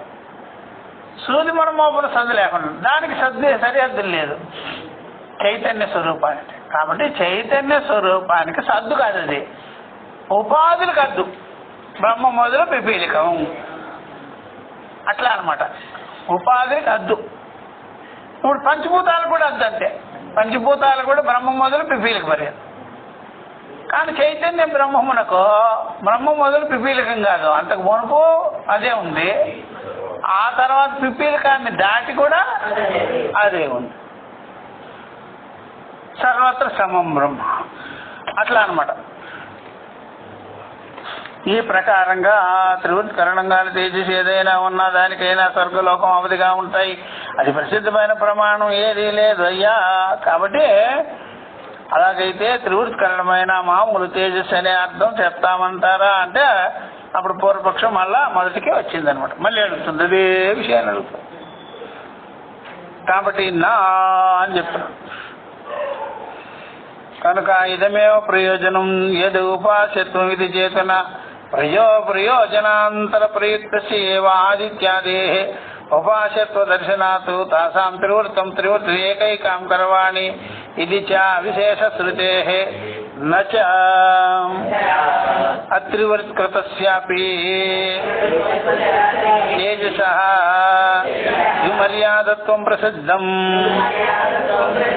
అస్తు తర్హి త్రివృత్కృతమేవ తేజో జ్యోతి శబ్దం. ఇంతవరకు ఇప్పుడు చెప్తున్నాను మళ్ళీ పూర్వపక్షి. కనుక అస్తు తర్హి త్రివృత్కృతమేవ తేజ, ఆ తేజస్సు అనేది త్రివృత్కృతమైనటువంటిది, మామూలు తేజస్సే అంటారా? ఇంతేనా అంటే పూర్వపక్షం మళ్ళా వచ్చి మళ్ళీ అడుగుతుంది అనమాట. నన్ను ఉక్తం అర్వాగపి దివో అవగమ్యతే అజ్ఞాదిత్యాదికం జ్యోతి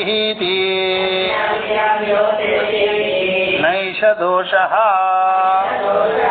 అయితే ఇక్కడ చెప్తున్నాను మళ్ళా, నన్ను ఉక్తం అర్వాగపి చెప్పాం కదా పూర్వం. దివ అవగమ్యతే, దివలోకం కూడా గురించి కూడా చెప్పాం కదా.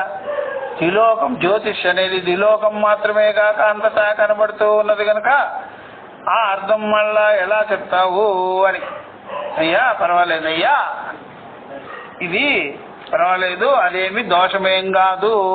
సర్వత్రాపి గమ్యమానస్య జ్యోతి పరో దివః, అంతటా ఇది ఉన్నప్పటికీ కూడా ద్విలోకాతీతమైనటువంటి జ్యోతిష్ని ఉపాసన చెయ్యాలి.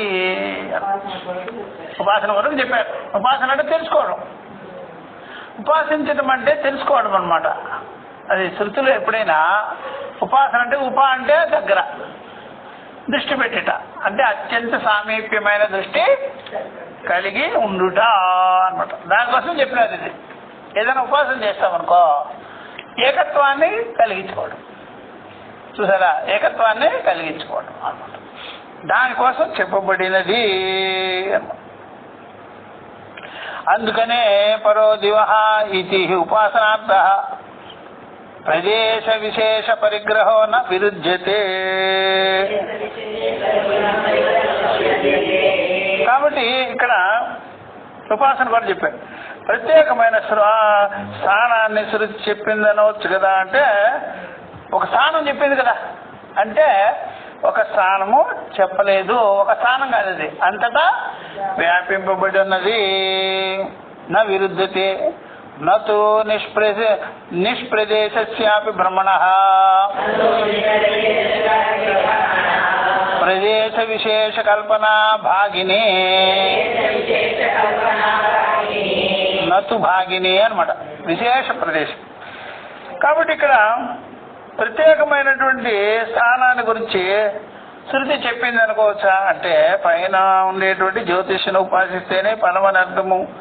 అంతేగాని ప్రదేశరహితమైన సర్వవ్యాప్తమైన బ్రహ్మమునకు ప్రత్యేక ప్రదేశం కల్పించట యుక్తం కాదు. అంతటా వ్యాపించుకున్న దాన్ని ఒక చోట అని చెప్పకూడదు. సర్వత్రా వ్యాప్తం బ్రహ్మ, అంతటా వ్యాపింపబడినది బ్రహ్మ అనేటువంటిదే ఇక్కడ తెలుసుకోవాలి. అది ఉపాసన, అంతటా వ్యాపింపబడి ఉన్నది అనే ఉపాసన చేయాలి. ఉపాసన అంటే తెలుసుకోవడం సర్వత్ర. అంతేగాని ఒక స్థానాన్ని అనుకోరు. ఒక స్థానం ఇక్కడున్నది శాలిగ్రామే, లేకపోతే సూర్యుడు, లేకపోతే చంద్రుడు, లేకపోతే జ్యోతి అని తెలుసుకోకూడదు. ఇప్పుడు సూర్యుడిలో నువ్వు ఆ బ్రహ్మ తేజస్సుని తెలుసుకున్నావు, చంద్రుడిలో కూడా సేమ్గా తెలుసుకోవాలి. సర్వభూతేషు సమదర్శనం, అన్ని భూతాల్లో సమదర్శనముగానే చెయ్యాలి. ఒక్క స్థానంలో నిలబడే ఉండకూడదు. అందుకనే ఎప్పుడైనా సరే మన లోకంలో ఉపాసన చేసేదానికి దానిలోనే చూసుట, కానీ ఇక్కడ అలా కాదు. శృతిలో అన్నిటిలోనూ అదే చూడాలి, అన్నిటిలోనూ అది.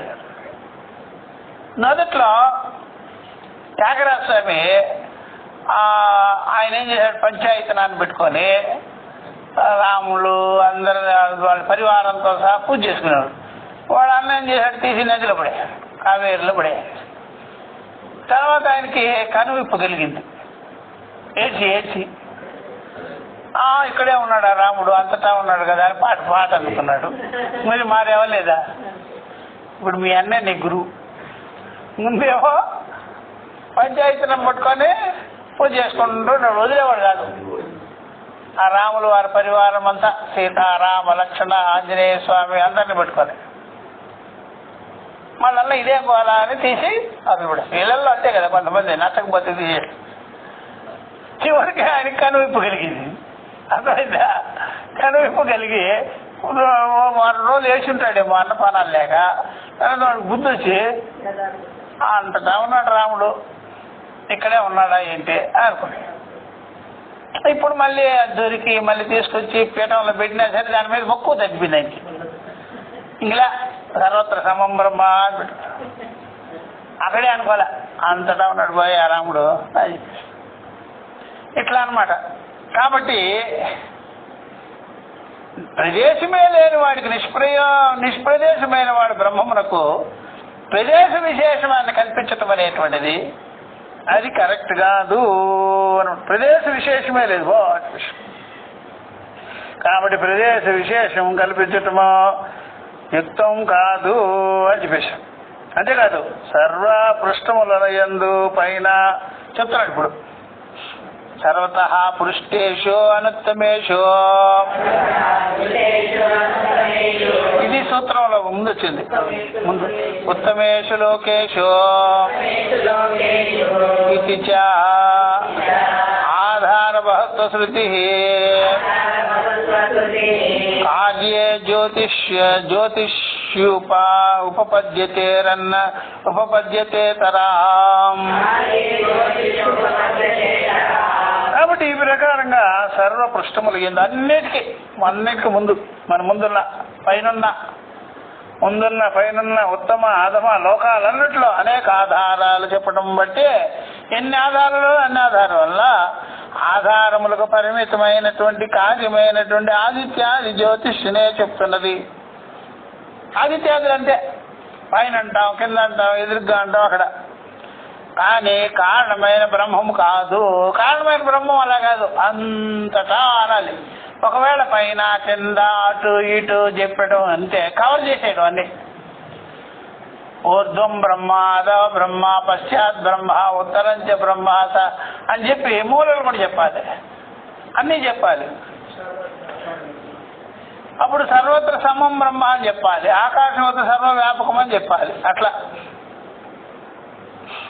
ఈ విధంగా చెప్పాలి అసలైన బ్రహ్మమును. అట్లా అంతేకాకుండా మళ్ళీ చెప్తున్నాడు ఇలాగా ఉపపద్యేతరం ఇదం వావా తదిదం అస్మిన్నంతః పురుషే జ్యోతి ఇతి చ కౌక్షేయే కుక్షిలో, కౌక్షేయ అంటే కుక్షిలో అంటే కడుపులో. కౌక్షేయ జ్యోతిషి పరం జ్యోతి అద్యస్య ఆత్మానం దృశ్యతే.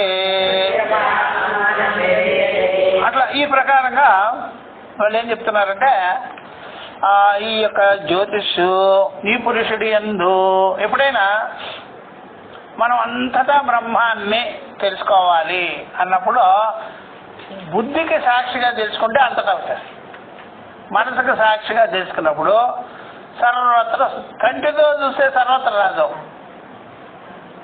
మనసుకి పైన నుంచి చూస్తే. మనసుతో చూసినామా లోపల, కంటితో చూసినామా బయట. చూసారా, మనసుకే పైన చూసినామనుకోండి లోపల బయట మొత్తం వచ్చేస్తుంది. సర్వవ్యాపకత్వ దృష్టి ఎక్కడి నుంచి అంటే బుద్ధికి సాక్షిగా. ఇక కంటితో చూసినా సర్వవ్యాపకం కాదు, లోపల వదిలేస్తాం. చూసారా, కాబట్టి లోపల బయట మొత్తాన్ని కలపాలంటే బుద్ధికి సాక్షిగా మనసుకు సాక్షిగా చూడాలి. అట్లా అనమాట. అందువల్ల ఈ జ్యోతి ఈ అంతఃపురుషుని యందున్నది చాందోగ్యం అని కుక్షిలోని జఠరాగ్ని యందు, కడుపులో ఉండే జఠరాగ్ని యందు పరం జ్యోతిని ఆరోపిస్తున్నారు. దీంట్లో ఆరోపించేసుకోవడం ఇది స్థాన భేదం. ఆరోపణలు ఎక్కడైనా ఏదో ఒక పోలిక మీద ఆధారపడతాయి. ఆరోపణలన్నీ ఒక దాని మీద డిపెండ్ అయి ఉంటాయి. ఆరోపాలు శాలిగ్రామే విష్ణు బుద్ధి, తాడును చేసి పాము, ఇట్లాగా హృదయాంతర్గతంగా కడుపులో జఠరాగ్ని ఇట్లాగా ఆధారపడి ఉంటాయి. అట్లాగా ఉంటుంది అనమాట. కానీ బ్రహ్మము ఆరోపించుకొని చూసుకునేది కాదు. నేనే అనాలి, ఇదంతా అనాలి. నేనే అనాలి, ఇదంతా. ఎప్పుడు వరకు నీ మనసులో దేవతాభావం చేస్తావో, నీ హృదయంలో నువ్వు తెలుసుకుంటావో, అప్పుడు వరకు ఏదో ఒక స్థానం మీదనే ఆధారపడి అహం బ్రహ్మాస్మి అని తెలిసేసుకున్నావు అనుకో, ఇక నీ హృదయం లోపల బయట ఏమి రానే. సర్వం కల్పితం బ్రహ్మ అని చెప్పారు, ఇదంతా బ్రహ్మమే అని చెప్పారు. ఎలాగంటే అతనికి భూమి శిరస్సు ఒకటి కనుక అక్షరము కూడా ఒకటే. అట్లా ఆయనకి ఈ విధంగా ఇక్కడ చెప్తున్నాడు. ఆయనకి సారూప్య నిమిత్త అధ్యాసా భవంతి. కాబట్టి ఆ రూపాన్ని భావించుకోవాలంటే ఒక అధ్యాస చేయాలి. యథా తస్య భూరితి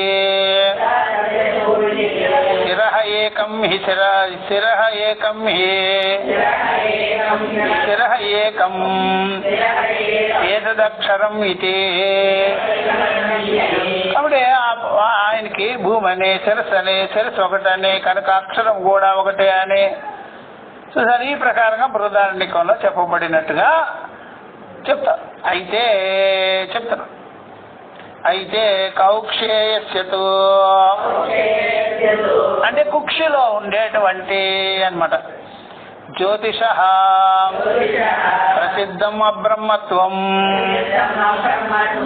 కాబట్టి కౌక్షి అంటే కడుపులో ఉండేటువంటిదే, అది బ్రహ్మము, అది కాదు. దాంట్లో కాదు, పరిచ్ఛిన్నం వచ్చేస్తుంది. ప్రసిద్ధం కాదు. అది ప్రసిద్ధం ఏమిటి అయితే ఉందో సర్వత్ర సమం, అంతటా సమంగా ఉండేది శృతిలో చెప్పింది. ప్రసిద్ధం అంటే ఎక్కడ? శృతిలో ఏముంది? సర్వం కల్విదం బ్రహ్మ, ఇదం సర్వం బ్రహ్మ, యదయమాత్మ బ్రహ్మ, ఇలా ఉంటుంది అట్లా. కాబట్టి ఈ ప్రకారంగా ఈ ప్రసిద్ధమైనటువంటి బ్రహ్మం కాదు, దానికి చూచే పద్ధతి చెప్తున్నారు ఇప్పుడు. తస్య ఏషా దృష్టి, తస్య ఏషా శృతి, ఇది చ ఔష్ణ్య ఘోష విశిష్టత్వస్య శ్రవణాత్. ఇవన్నీ శృతిలో చెప్పినవి అనమాట. కాబట్టి ఈ ప్రకారంగా చాందోగ్యంలో మనకి ఒంట్లో ఉండే ఉష్ణత్వాన్ని బట్టి, ఉష్ణత్వం ఉంటుంది శరీరంలో, దాన్ని బట్టి చెవులలో నాదాన్ని బట్టి జఠరాగ్నిలో ఉండేదాన్ని తెలుసుకోవాలను. జఠరాగ్నిలో ఉండే వేడి, ఘోష తెలుసుకొనుటకు చెప్పారు. ఇవన్నీ కూడా తెలుసుకునేదాన్ని చెప్పినారు, ఇలా తెలుసుకునేదాన్ని చెప్పినారు అనమాట. అలా ఈ జ్యోతిని దృష్టమని శృతమని, ఇది దృష్టమని శృతమని ఉపాసించాలి అని చెప్పింది శృతి. అలా దానిని గ్రహించిన వాడు, చూడదగిన వాడు, సుందరుడు, ప్రసిద్ధుడు అవుతాడు. చాందోగ్యంలో చెప్పింది అని. అల్పఫలం వినటం వలన బ్రహ్మము కాదు. ఇట్లా ఏమన్నా అల్పత్వానికి సంబంధించిన ఫలాలు, ఇది బ్రహ్మమేమే కాదు. మీరు పరిచ్ఛిన్న భావంతో చేయడమో, పరిచ్ఛిన్న ఫలాల్ని పొందడం, పరిచ్ఛిన్న భావాలు చేస్తున్నారు, దానికి వచ్చే ఫలాలు కూడా చెప్తుంది శృతి. అది కూడా అండి ఇది బాధలకి, ఈశనాత్రయాలకి, ఇవన్నీ ఐశ్వర్యాదులు, సిద్ధులు, అది ఇది సిద్ధులు కూడా చెప్తుంది కదా. అది అంతా పరిచ్ఛిన్నమైన ఫలాలు అన్నమాట. ఎవరైనా సిద్ధులు వస్తాయంటే ఏం సిద్ధి చెప్పరాదా? ఏమి లేదు, మరి ఆకలి అన్నప్పుడు వంట తయారైపోతుంది, అది సిద్ధి. ఇలాంటి గమనాలు, ఇది ఇలాంటి గాలిలో తేలడం, విమానం కూడా తెలుస్తుంది కదా, నీళ్ళలో ఇది ఒక సిద్ధ. ఇవన్నీ భౌతిక విద్యలు కదా, భౌతిక విద్య. అది ఎట్లా ఉంటుంది అని బాగా చూస్తే మనకి, నేను ఒక కట్టిని ఇంకో కట్టితో రాసి నిప్పు తెప్పిస్తాను అన్నాడు అనుకోండి, తెప్పించాడు. ఈ తెప్పించా అనేటప్పటికి వాడు ఏం చేస్తాడు, గీస్తూ ఉంటాడు 2 గంట. ఇలా 5 పైసలకే వస్తుంది అగ్గిపెట్టే. ఇట్లా అంటే నిప్పు వచ్చేసా, నువ్వేమో ఊరికే గీకుతూ కూర్చున్నావా పని పట్టలేక? ఇది నిప్పు కాదా చెప్పు, అదేనా నిప్ప? ఇది నిప్ప కాదా చెప్పు, అదే నిప్ప? ఏమో చెప్తాను. అది కూర్చొని ఆ కర్ర ఈ కర్ర పెట్టుకొని 2, 3, 4 రాసుకుంటూ ఉంటారు. అర్థమైందా? అరణి మసనమంటారు. 2 కట్టెలు తీసి రాసుకుంటూ ఉంటారు. దాంట్లో దానికి చెక్కకి ఒక అన్నం పెట్టి పైన నుంచి ఇట్లా మన మధ్య తిరిగినట్టుగా తిరుగుతుంటారు. ఈ లోపల అగ్గిపెట్టి వెలిగించుకోవచ్చు కదా, ఒక పుల్లతో అయిపోయి పని. అర్థమైందా? సర్కస్ పనులు చేసి చూపించద్దా అందరికి? ఇట్లాగా దానికి ఏదో చెప్తారు, అది మంచిది, ఇది మంచిది, అది పుణ్యం, అది ఎంత పవిత్రము, ఇది పవిత్రం కాదు. అగ్ని పవిత్రమే ఉంది, అది పవిత్రమే. అగ్నికి ఏ దోషాలు ఉండవు కదా, ఏ దోషాలు ఉండవు. కాబట్టి అదే తదృష్టం చ శృతం చ ఇది ఉపాసీత ఇది చ శృతే. కాబట్టి ఈ ప్రకారంగా అల్ప ఫలం వినటం వల్ల బ్రహ్మము కాదు. ఫలం వచ్చిందంటే బ్రహ్మం కాదు. అది బ్రహ్మోపాసనకు మహాఫలమైన మోక్షం చెప్పాలి. మోక్షం వద్దని చెప్పు. మోక్షం లేకుండా నాకు మనసు బాగయింది, అదే మనసు బాగయిందా ఎప్పుడు వరకు? అది నాకు చాలా బాగుంది, అర్థమైందా? అవన్నీ ఇవన్నీ మనసుకి కొద్దిగా హ్యాపీనెస్ రావటము, అదేదో ఫలం కాదు కదా. కాసేపు ఉంటుంది, కాసేపు పోతుంది. అది మందు తాగిన తర్వాత సమానం. మీరే ఏదైనా ఫంక్షన్ చేసినప్పుడు ఎంత బాగుంది అంటారు కదా, తర్వాత సర్దుకుని 2-3 అడుగులు పడిపోతుంది అంటారు కదా. మరి అయితే ఫంక్షన్ పని. కాబట్టి బ్రహ్మోపాసనకి మహాఫలమైనటువంటి బ్రహ్మోపాసనకి మహాఫలమైన మోక్షాన్ని చెప్పాలి.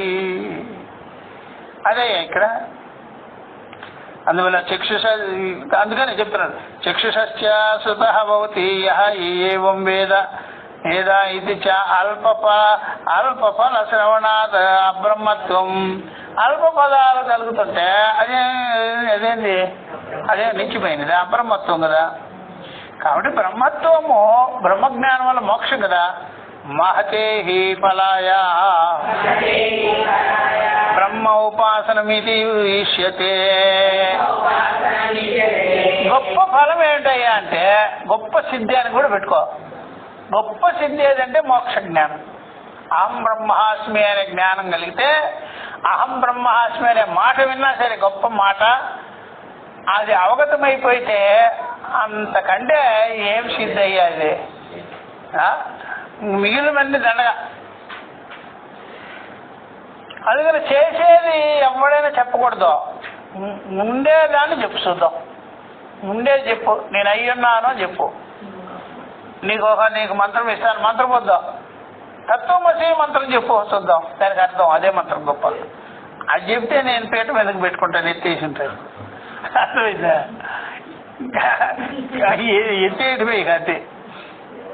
నచాన్యదపి కించిత్ వాక్యే ప్రాణ ఆకాశవజ్యోతిషః అస్తి బ్రహ్మత్వలింగం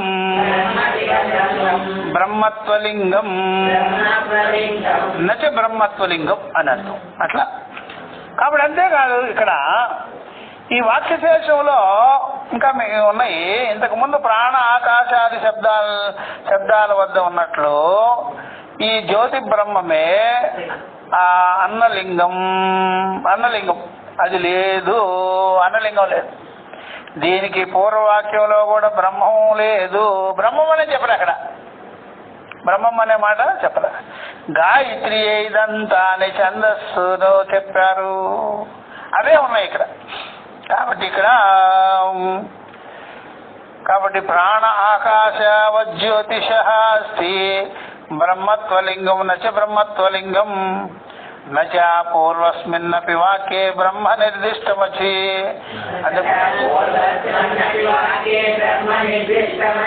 పూర్వం చెప్పినటువంటి వాక్యాలలో కూడా బ్రహ్మమును నిశ్చయం చేయలేదు అని చెప్పేశారు. గాయత్రీ వా ఇదం సర్వం భూతం ఇది ఛందో నిర్దేశాత్. అట్లాగే గాయత్రి మంత్రంలో ఇదంతా సర్వం భూతం అని చెప్పినా సరే, ఈ గాయత్రి ఛందస్సులు చెప్పిందంతా కూడా అది కూడా బ్రహ్మముగానిదే.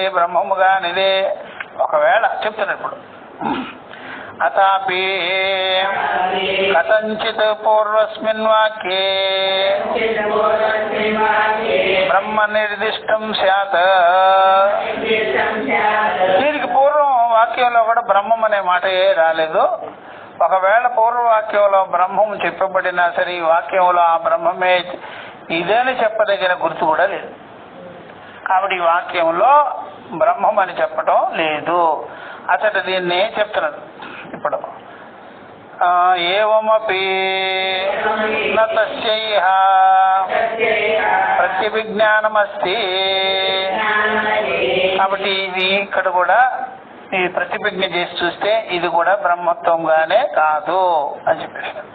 తత్ర హి శ్రీపాదస్య అమృతం దివే, అది ఇది వస్తుంటది. ఇది శ్రీపాదస్యాదమృతం దివే ఇది ద్యౌః అధికరణత్వేన శ్రూయతే. కాబట్టి ఇది దీంట్లో కూడా మనకి 3 పాదముల అమృతం, అది జిలోకమున అని జిలోకమున ఆధారముగా చూపించారు. జిలోక ఆధారంగా చూపించారు. జిలోక ఆధారంగా చెప్పకూడదు అమృతత్వం మనకి. అప్పుడేమైంది, ఒక స్థానంలో లభించేది అయిపోతుంది. అందువల్ల స్వర్గలోకంలో అమృతం ఉంటుంది అంటే స్వర్గలోకంలో అమృతం అదేమిటి, అందువల్ల ఒక పరిధిలో చెప్పినారు, ఒక కాలము దేశము దానిలో చెప్పబడింది. అది ఆ అమృతత్వం ఉండేది కాదు. ఎందుకంటే ఒక దాని మీద ఆధారపడి ఉంటుంది. అమృతత్వము స్వర్గలోకంలో ఉంటుంది అంటే అప్పుడు స్వర్గం ఉంటుందా చెప్పు? స్వర్గం ఉండదు అంటే అమృతం కూడా. కొండలో నెయ్యి ఉంది అయ్యా అంటాం, కొండ పగిలితే ఏమవుద్ది? నేలపార అట్లా పోతుంది. అందువల్ల ఒక కాలం మీద, ఒక దేశం మీద, ఒక లోకం మీద ఆధారపడింది అమృతం కాదు. దేని మీద ఆధారపడకుండా ఉండాలి అనమాట. అది దేని మీద నిరాధారమై ఉండాలన్నమాట. నిరపేక్షమై ఉండాలి. ఎవరా? అమృతం. నిరపేక్షమయ్యి నిరాధారమయ్యి తనకు తానుగా ఉండాలి. అది అందుకని ఇచ్చట చెప్తున్నారు ఇప్పుడు. అత్ర పునః పరో దివో జ్యోతి మర్యాదాత్ మర్యాదాత్వేన తస్మాత్ ప్రాకృతం జ్యోతి గ్రాహ్యం ఇత్యేవం ప్రాప్తే. కాబట్టి ఇక్కడ ద్విలోకమున పైన జ్యోతి అనే ద్విలోకము స్వర్గం అవధిగా ఉందని చెప్పినారు. కనుక ఎప్పుడైనా అమృతం ఎక్కడుంది అంటే స్వర్గంలో. వేదాంతంలో అమృతం ఎక్కడంటే స్వర్గం గిరగం వెళ్ళలేదండి. స్వర్గం గిరగం లేదు. నువ్వే అమృత స్వరూపుడు పో. నీ స్వరూప జ్ఞానం కలిగించుకుంటే సర్వం అమృతమే, ఇదంతా అమృతమే పో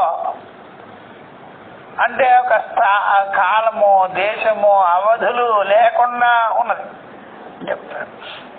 కాబట్టి ద్విలోకాన్ని అద్దు చెప్పి దాంట్లో అమృతం ఉంటుంది, ఆ అమృతంతో వాళ్ళు ఆనందిస్తుంటారు లోకాలలో అంటే అది ఎట్లాగా? అది ఎందుకయ్యా?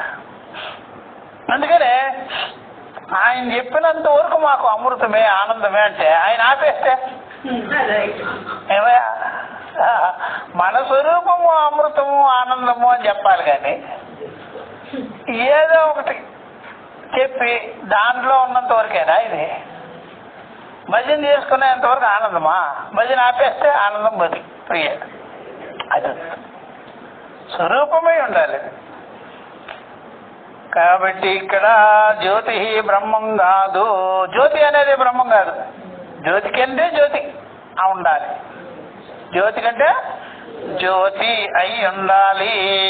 అదే బ్రహ్మం. ప్రకృతిలోని ఆదిత్యాదులు ఒకటిగా వచ్చును. జ్యోతి బ్రహ్మం అన్నాం అనుకో అటు వెళ్ళిపోతుంది లక్షణం. ఏదో ఒకటి ఆదిత్యుడో ఏ జ్యోతో కావాలి. అందుకనే వాళ్ళు ఏం చెప్పినారు, అరే ఆ సూర్యుడు వెలుగు ఏదిరా అసలు వెలుగు అంటే సూర్యుడు అంటాం, మరి అస్తమించినప్పుడు చంద్రుడు అంటాం, మరి మళ్ళీ కళ్ళు మూసుకుంటే చక్షువులు అంటాం. ఆ చక్షువు చూసేది ఎవరు? మనసు అంటాం. మనసును చూసేది ఎవరు? నేనంటాం. ఇదే అసలు జ్యోతిభావం. కిం జ్యోతిస్తవ మానమాన హనిమే రాత్రౌ ప్రదీపాదికం. ఎట్లాగా కాబట్టి ఆ జ్యోతి అనేది ఆదిత్యుల్లో ఒకటి కావచ్చును అని పూర్వపక్షము. ఇతడి సమాధానం చెప్తున్నారు అని. ఇప్పుడు దీనికి సమాధానం చెప్పేది బ్రూమా జ్యోతిరిహ బ్రహ్మగ్రాహ్యం. కాబట్టి జ్యోతి అంటేనే బ్రహ్మముని గుర్తించాలి, తెలుసుకోవాలి. జ్యోతిరిహ బ్రహ్మగ్రాహ్యం కుత, అది ఎట్లాగా? చరణాభిధానాత్ పాదాభిధానాత్ ఇత్యర్థః. జ్యోతి అంటేనే బ్రహ్మమనే చెప్పాలి. ఎందుకు చెప్పాలి అంటే చరణములు చెప్పటం వలన. చరణములు అన్నారు పార్ట్స్, చూసారా? అది చెప్తారు. ఇప్పుడు 4 పాదములు, 4 పాదాలు. పాదాభిధానాత్ ఇత్యర్థః. పూర్వస్మిన్నిహ వాక్యే చతుష్పాద్ బ్రహ్మ నిర్దిష్టం. కాబట్టి పూర్వవాక్యంలో బ్రహ్మమును 4 పాదములు గలదనిగా చెప్పినారు, అభివర్ణించారు అని చెప్పేసారు. అది చెప్తున్నారు నిర్దిష్టం అని. తావానస్య మహిమా తతో జ్ఞాయాగంసి పురుషః. ఇది మనకి విరాట్ స్తోత్రంలో వస్తుంది, చూసారా? విరాట్ స్తోత్రం, పురుష సూక్తం. పురుష సూక్తాన్ని ఏమంటారు? విరాట్ స్తోత్రం అంటారు, విరాట్ స్తుతి. తావానస్య మహిమా తతో జ్ఞాయాగంసి పురుషః పాదో అస్య సర్వాః భూతాని త్రిపాదస్యామృతం దివే ఇది అనేన మంత్రేణ. కాబట్టి ఈ మంత్రం ద్వారా మనకు తెలుస్తున్నది 4 పాదాలు అని. తావానస్య చెప్తున్నాడు. తావానస్య మహిమ తతో జాయాగంసి పురుష. ఇదేనయ్యా ఆయన మహిమ, ఆయన గొప్పవాడు అని చెప్తున్నాడు. సర్వభూతాలు ఆయనలో పాదం అనగా 4వ వంతుగానున్నారు. మిగిలిన 3 పాదాలు ఆయన 3 వంతులు ద్విలోకముగానున్నది. ఇట్లాగా చెప్పినారనమాట. ఇలాగా ఇదే త్రిపాదస్యామృతం దివే, 3 పాదాలు అక్కడి వరకు. అందుకనే ఆయన వామనుడు ఈ అర్థం చెప్పేదానికి ఆ స్టోరీ క్రియేట్ అయింది.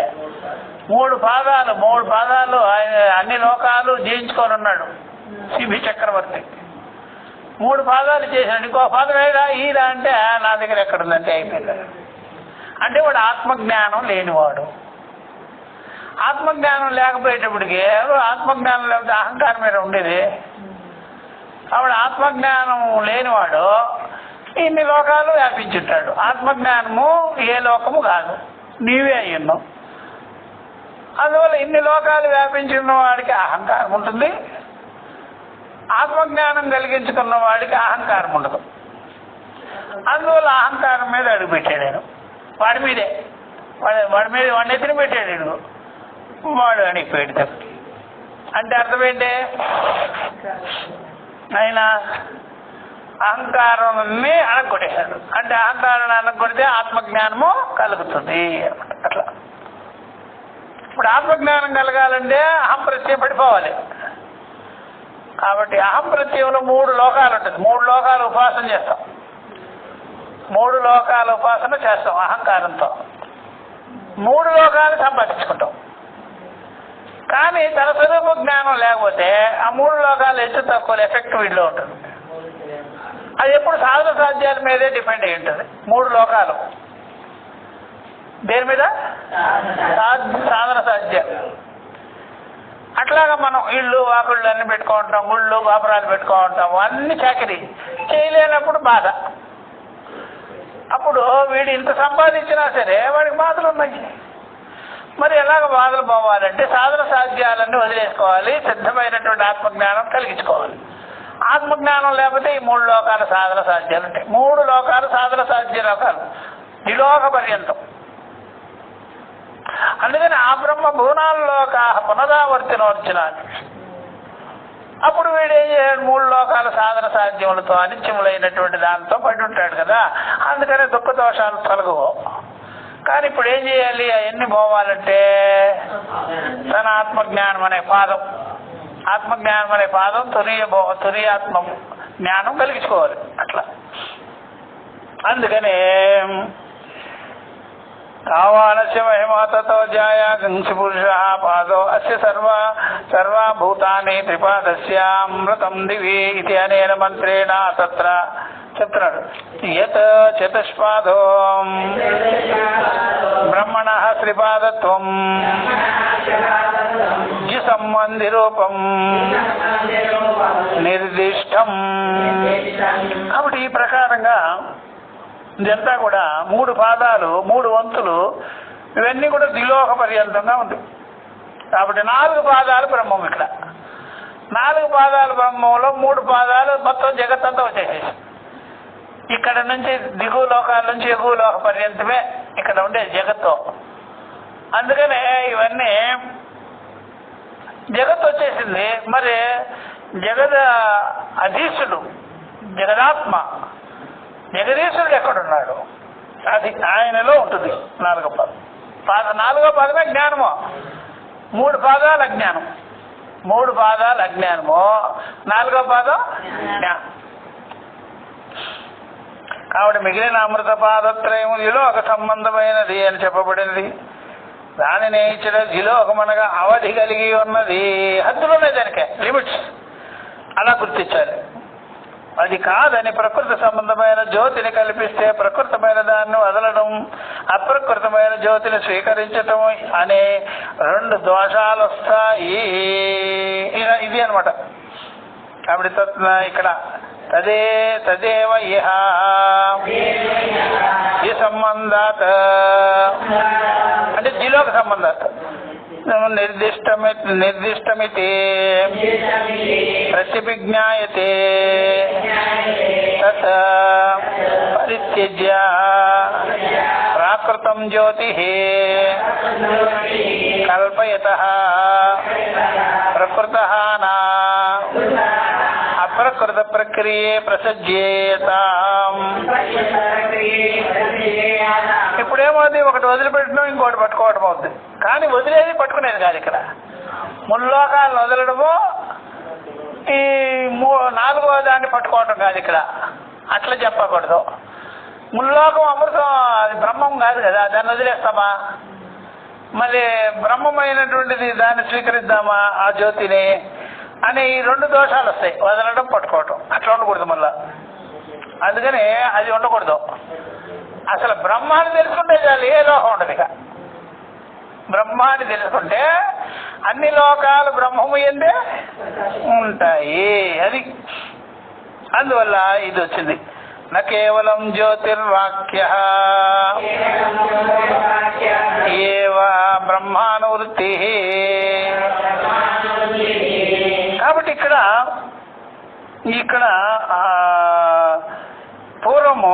పూర్వవాక్యము నుండి ఈ జ్యోతిర్వాక్యము వాక్యములను మాత్రమే బ్రహ్మం అనే అవసరం కాదు. తర్వాత దీంట్లో శాండిల్య విద్యలో శాండిల్యోపనిషత్తు అంటారు, దాంట్లో చెప్తారు. దాంట్లో పరస్యాపి శాండిల్య విద్యాయాం శాండిల్య విద్యాయం అనువర్తిష్యతే బ్రహ్మ అని చెప్పండి. పరస్యాం అపి శాండిల్య విద్యాయాం అనువర్తిష్యతే బ్రహ్మ. కాబట్టి ఈ ప్రకారంగా పూర్వవాక్యంలో ఈ వాక్యంలో మాత్రమే బ్రహ్మం అవసరం కాదు. తర్వాత శాండిల్య విద్యలోనికి కూడా బ్రహ్మమునే తీసుకొని రావాలి. శాండిల్యోపనిషత్తులో చెప్పింది. కనుక ఇచ్చట జ్యోతి అంటేనే బ్రహ్మమని గ్రహించాలి. జ్యోతి అనగానే బ్రహ్మమని తెలియాలి. కాబట్టి కనుక జ్యోతి ఇంకొకటి అన్నారు, జ్యోతి వెలుగుచున్నది, ఇలాంటి పదాలు ఇచ్చేది జ్యోతులకే వాడతాం. కాబట్టి జ్యోతులని ప్రకాశించేది, వెలిగేది. కనుక బ్రహ్మం అని చెప్పరాదని కానీ సందర్భాన్ని బట్టి బ్రహ్మ అని అర్థమవుతుంటే ఈ శబ్దాల వలన అర్థం మార్చబడదు. వెలిగేవన్నీ కూడా బ్రహ్మం అనుకోకూడదు, వెలిగేవన్నీ బ్రహ్మం అనకూడదు. చూసారా, మళ్ళీ వెలిగేవేమవుద్ది, అస్తమిస్తాయి, ఆత్మత. కాబట్టి ఇక్కడ తస్మాదిహ జ్యోతి బ్రహ్మ ప్రతిపత్తవ్యం. జ్యోతి అనేది బ్రహ్మమని తెలియవలెను. అయితే ఏది వెలుగుతుందో అది బ్రహ్మం అనుకోకూడదు. ఎత్తు ఉక్తం జ్యోతి దీప్యతే ఇది ఏతౌ శబ్దౌ కార్యే జ్యోతిషే ప్రసిద్ధౌ ఇది నా అయం దోషః. కాబట్టి ఇక్కడ దీన్ని బట్టి ఏదేది వెలుగుతుందో దాన్ని బ్రహ్మం అంటారు. వెలిగేదంతా బ్రహ్మం కాదు. కాబట్టి ఇక్కడ ఈ ప్రకరణంలో బ్రహ్మమే జ్యోతి. బ్రహ్మము అంటే జ్యోతి, జ్యోతి అంటేనే బ్రహ్మం. వెలిగేవన్నీ బ్రహ్మం కాదు, వెలిగేవన్నీ బ్రహ్మం కాదు. అట్లా ఎందుకంటే వెలిగేవన్నీ దానికి లిమిట్లు ఉంటుంది, దానికి హద్దులు ఉంటాయి. కాబట్టి నా అయం దోష ప్రకరణాత్ బ్రహ్మ అవగమే చెప్తున్నాడు. ప్రకరణాత్ బ్రహ్మ అవగమే సతి అనయో శబ్దయో అవశేషగత్వాత్. కాబట్టి ఇక్కడ బ్రహ్మజ్ఞానము కలిగించుకోవడం, బ్రహ్మమును తెలుసుకోవడం అనేటువంటిది ఇది రెండును శబ్దయో అవిశేషకత్వాత్. శబ్దయో అవిశేషకత్వాత్, విశేషమేమి లేదు, అది రెండు ఒకటే. కాబట్టి దీన్ని బట్టి బ్రహ్మమన్నా జ్యోతి అన్నా వేరు కాదు అన్నమాట. బ్రహ్మమన్నా జ్యోతి అన్నా వేరు కాదు. ప్రకాశించేది వెలిగేదంతా కూడా బ్రహ్మం అనకూడదు. ప్రకాశించేది అంటే మళ్ళీ అది ప్రత్యక్షమైపోద్ది, తెలియబడేదిగా ఉంటుంది అట్లా. కాబట్టి ఇక్కడ దీప్యమాన కార్యజ్యోతి ఉపలక్షితే బ్రహ్మణి అపి ప్రయోగ సంభవాత్. ఏది ప్రకాశిస్తుంటుందో అది కార్యరూపంగా ఆ జ్యోతి దాన్ని లక్షించుకొని బ్రహ్మని ప్రయోగ సంభవాత్. బ్రహ్మము ఎందుకు ఈ ప్రయోగం చేసినారు, జ్యోతిర్బ్రహ్మ. ఏం కాదు చూడబోతే వెలిగేదంతా బ్రహ్మము. ఎందుకని అంటే ఏది వెలుగుతుందో, ఏది ప్రకాశిస్తుందో దానినే అది ప్రకాశించేదిగానున్నది. అందుకని జ్యోతి అది మర్చిపోకూడదు. గీతలో చెప్పింది జ్యోతిషామపి తజ్జ్యోతి, జ్యోతిషామపి తజ్జ్యోతి. అంటే ప్రకాశించే వాటికే అది జ్యోతి, ప్రకాశించే వాటినే ప్రకాశించేది, ప్రకాశించే వాటినే ప్రకాశించేది. అందుకనే నత్ర సూర్య భాతి, తత్ర బ్రహ్మణి బ్రహ్మము యందు సూర్యుడు ప్రకాశించుడు. అంటే సూర్యచంద్రాదులంతా కూడా జ్యోతులైనా సరే బ్రహ్మము కాదు. సూర్యచంద్రాదులంటే ప్రకాశిస్తున్నాయి, వెలుగుతున్నాయి, అయినా బ్రహ్మం కాదు. అందుకనే వెలిగేవన్నీ బ్రహ్మము కాదు. వాటినే ప్రకాశించేది ఏదైతే ఉందో అదే బ్రహ్మం. కనుక ఏన సూర్యస్తపతి తేజస యుద్ధ ఏన బ్రహ్మణ అన్నమాట. ఏన అంటే బ్రహ్మణ. ఏ బ్రహ్మము చేత సూర్యుడు తప్పిస్తున్నాడో, తేజస్సు ప్రకాశిస్తున్నదో, తేజస యుద్ధ, యుద్ధ అంటే ప్రకాశం, తేజస్సు చేత ప్రకాశిస్తున్నాడో ఇది చ మంత్రవర్ణనాథు, ఈ మంత్రవర్ణాలను బట్టి తెలుస్తున్నది. యద్వా నా అయం జ్యోతి శబ్దశ్చిక్షరువృతే అనుగ్రాహకే తేజసి సర్వవర్తతే. నా అయం జ్యోతి, ఈ జ్యోతి శబ్ద చక్షు వృత్తే అనుగ్రాహకే తేజసి వర్తతే. అయ్యా, ఏ జ్యోతిష్ అయితే ఉందో అది ఈ శబ్దాదుల్ని చక్షువులని అదే వ్యాపించదు, ఏదే బయట ఉండే. అయితే ఏదైతే ఈ అనుగ్రహిస్తుందో చక్షువులు మనసుని అదే అసలు జ్యోతి. అందువల్ల ఈ జ్యోతులు కావు, ఈ జ్యోతులు కావు. అందుకని మనమేముంటాం, నత్ర సూర్య భాతి, సూర్యుడు ప్రకాశం. అందువల్ల బ్రహ్మం ఈ సందర్భాన్ని బట్టి బ్రహ్మం అనే అర్థమవుతుంటే ఈ శబ్దాల వల్ల అర్థం మార్చబడదు. వెలిగే మామూలు ఇత్యాది ఆదిత్యాది పదార్థాల వల్ల గుర్తింపబడిన బ్రహ్మమునందు కూడా ఆ అర్థాలు చెప్పవచ్చును. ఏది చూసారు, ఆదిత్యాదులన్నీ ప్రకాశిస్తున్నాయి కదా, ఈ ఆదిత్యాది శబ్దాలను బ్రహ్మాకి వాడాలి. బ్రహ్మాన్ని తీసుకెళ్ళి ఆదిత్యాలను వాడకూడదు. ఆదిత్యాది అన్నీ కూడా దేంట్లో వాడాలి, బ్రహ్మము ఎందు వాడాలి. ఆదిత్యాదుల్లో బ్రహ్మమును వాడకూడదు, వాడితే ఏమవుద్ది, అనేకం అవుతుంది, అనేకం ఆడుతుంది. చూసారా, కాబట్టి కుండని మట్టి అనకుండా మట్టిని కొండ అనాలి. ఈ మట్టి కొండ, కొండని మట్టి అన్నాం అనుకో, అనేక కొండలు ఉంటే అనేకం.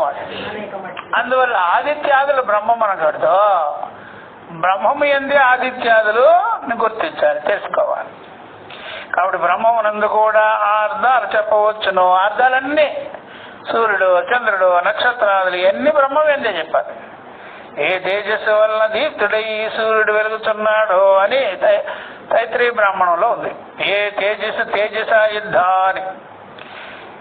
కాబట్టి ఈ మంత్రవర్ణనం కూడా బ్రహ్మమును తేజస్సుగా చెప్పింది, బ్రహ్మమును తేజస్సుగానే చెప్పింది, లేదా ఈ వెలుగుగా చెప్పింది, ప్రకాశంగా చెప్పింది.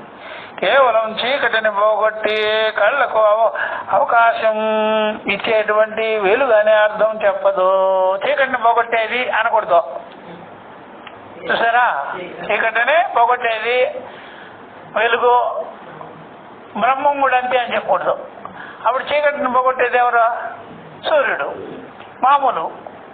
కానీ బ్రహ్మానికి అర్థం మరికిరాదు, అర్థమేదా. చూసారు, ప్రకాశానికే ప్రకాశం, తమస్సుకే పైన, అట్లా చెప్పాలి. పరం అని చెప్పాలి, ప్రకాశం కంటే పైన. ఆ అర్థాలలో ప్రయోగం ఉంది. ఈ లోకంలో వాక్కు అనే జ్యోతిషతోనున్నది, వాక్కు కూడా జ్యోతిషతోనే ఉంది, ప్రకాశంతోనే ఉంది. వాక్ అనేది కూడా జ్యోతిషతోనే ఉన్నది. వాచా చెప్తున్నాడు, అన్యత్రాపి ప్రయోగ దర్శనాతో వాచా ఏవాయం జ్యోతిషాస్తే. వాక్కును కూడా ప్రకాశిస్తుంది, అది మాట్లాడేదానికి. మనోజ్యోతిర్జ్యోతిర్జుషతాం, మనసును కూడా ప్రకాశిస్తున్నది. ఇది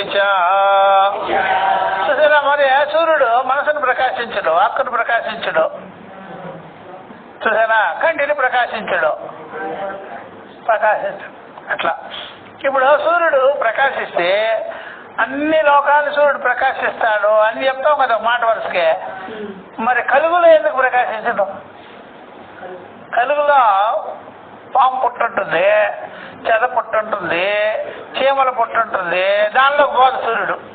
మరి అన్ని లోకాలు ప్రకాశిస్తాడని ఎందుకు చెప్తావు ఏనువ? కానీ ఆ కలుగులో ఉండే పాములోనూ చైతన్యం ఉంటుంది. ఆ కలుగునంతా చూస్తుంది అది, ఆ చైతన్యం ద్వారా.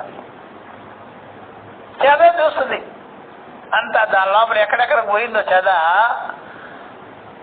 లైట్ పోదు అక్కడికి, దాంట్లో కూడా చెద చూస్తూ ఉంటుంది అన్నింటినీ. దాంట్లో ఉండే చైతన్యం ద్వారా ఎలకలు ఉంటాయి, చెదలుంటాయి, చీమలుంటాయి, సూర్యుడే ప్రవేశించడే అక్కడికి. మరి ఆ చైతన్యం దానిలో ఉంది కదా, అందుకని చైతన్యాన్ని అణోరణీయ, అణువులు అణువుల్లోనూ ఉంది, మహత్తులుగాను. అట్లా ఒకవైపు మేరు పర్వతం వైపు ఒకవైపు ప్రకాశిస్తుంది సూర్యుడు, ఇంకొక వైపు వదిలేస్తుంది. ఆ వైపు కూడా జనాలే ఉన్నారు, ఈ వైపు జనాలే ఉన్నారు. అంతటా భూమంతా జనాలు ఉన్నారు, భూమంతా పశుపక్ష్యాదులు ఉన్నాయి, అన్ని చైతన్యంతోనే అవి జీవిస్తున్నాయి. మరి చైతన్యము లేని ఉపాధి లేదు, అన్ని ఉపాధులలో చైతన్యం ఉంది. దానికి ఉదయాస్తమయాలు రాత్రింబగళ్ళు అనేది లేనే మొత్తం ఉంది. అందువల్ల చైతన్యమే జ్యోతి అంటాం. ఈ చైతన్యమే సర్వభూతములు యందు పిపీలికాదులు యందు సూక్ష్మమైన జీవరాశుల్లో కూడా ఉన్నది. అందుకని వాక్కును ప్రకాశిస్తుంది, మనసును ప్రకాశిస్తుంది, అన్నిటిలోనూ ప్రకాశం. అట్లా మనో జ్యోతిషాం ఇతి చ తస్మాత్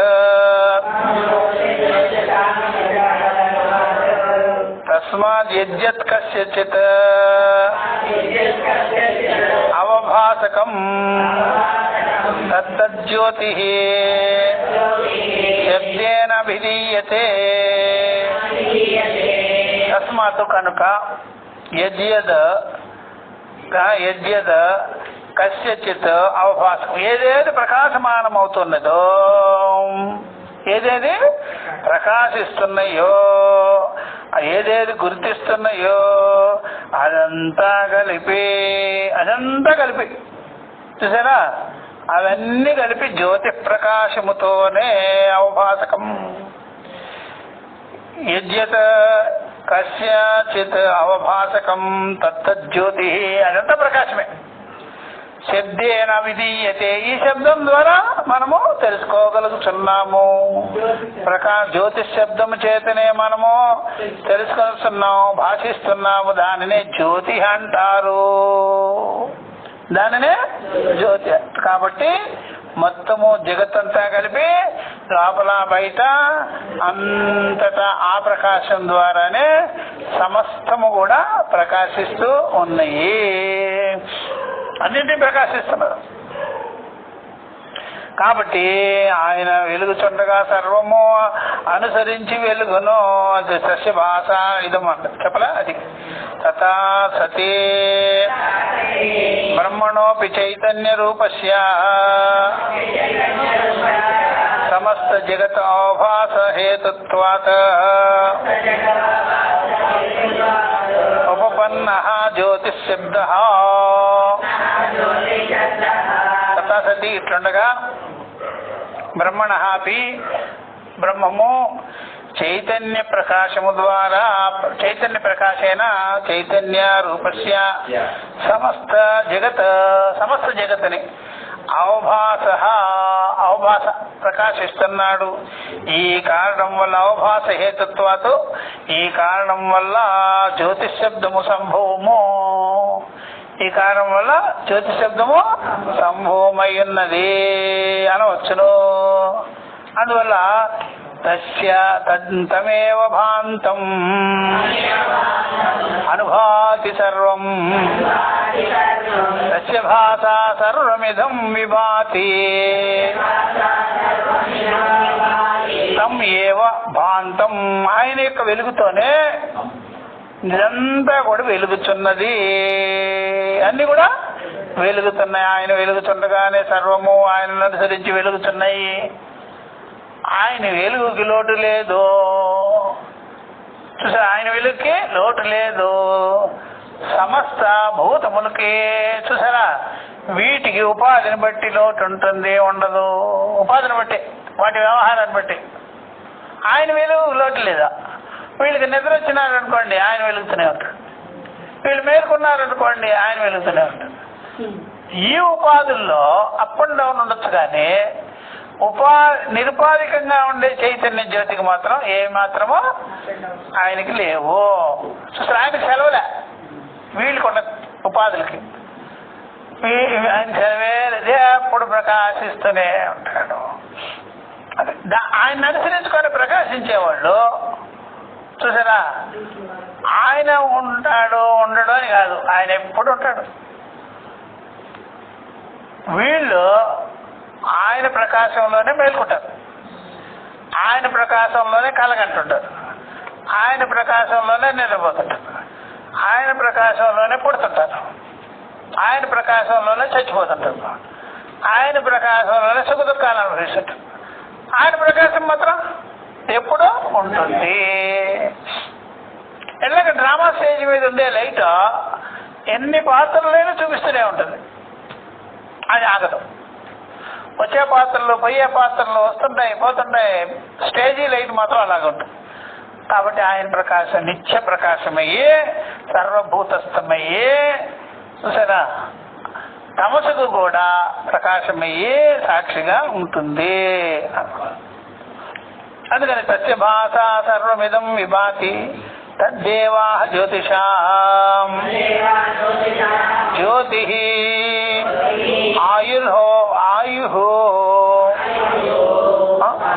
ఆయుర్హోపాసతే అమృతం. ఇలాంటి శృతులు కూడా చెప్తున్నారు.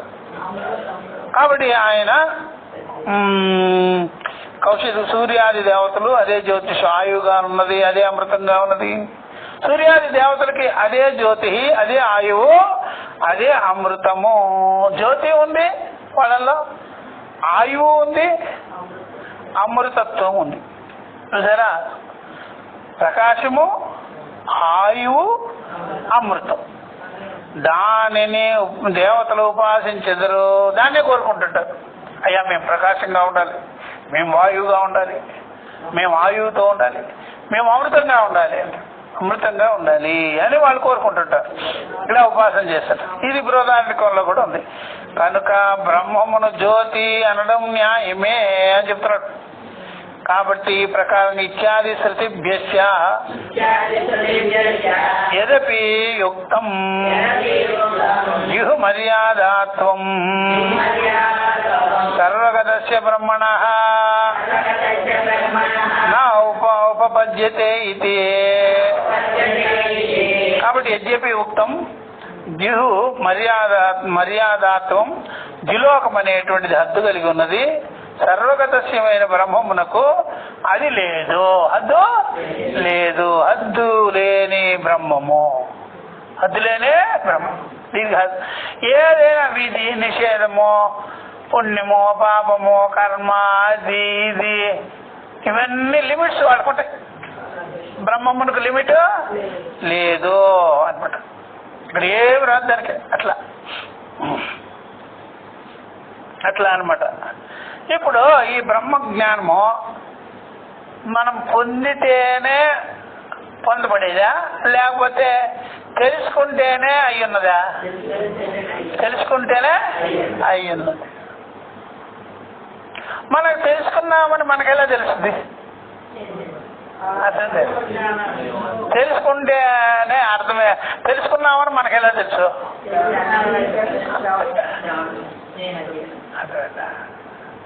తెలుసుకున్నామని మనకెలా తెలుసు?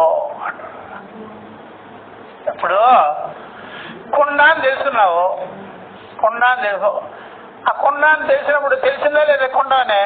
ఒకసారి అడిగితే ఏమంటావు? కుండ అంటావా లేకపోతే ఇంకోటి అదన్నా అంటావా? అట్లాగా చూసారా, ఈ నేననేది బ్రహ్మము అని విన్నావు. నువ్వు బ్రహ్మము అని విన్నావు. అవ్వాలా? వెంటనే సరిపోద్దా? అవ్వాలా?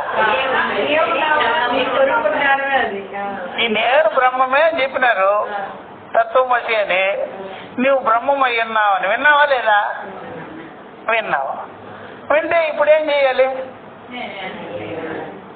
వింటే విన్నావు కదా, వింటే ఇప్పుడేమిటి? నువ్వు కాదా? నేను బ్రహ్మము అని విన్నావు కదా, అర్థమైందా?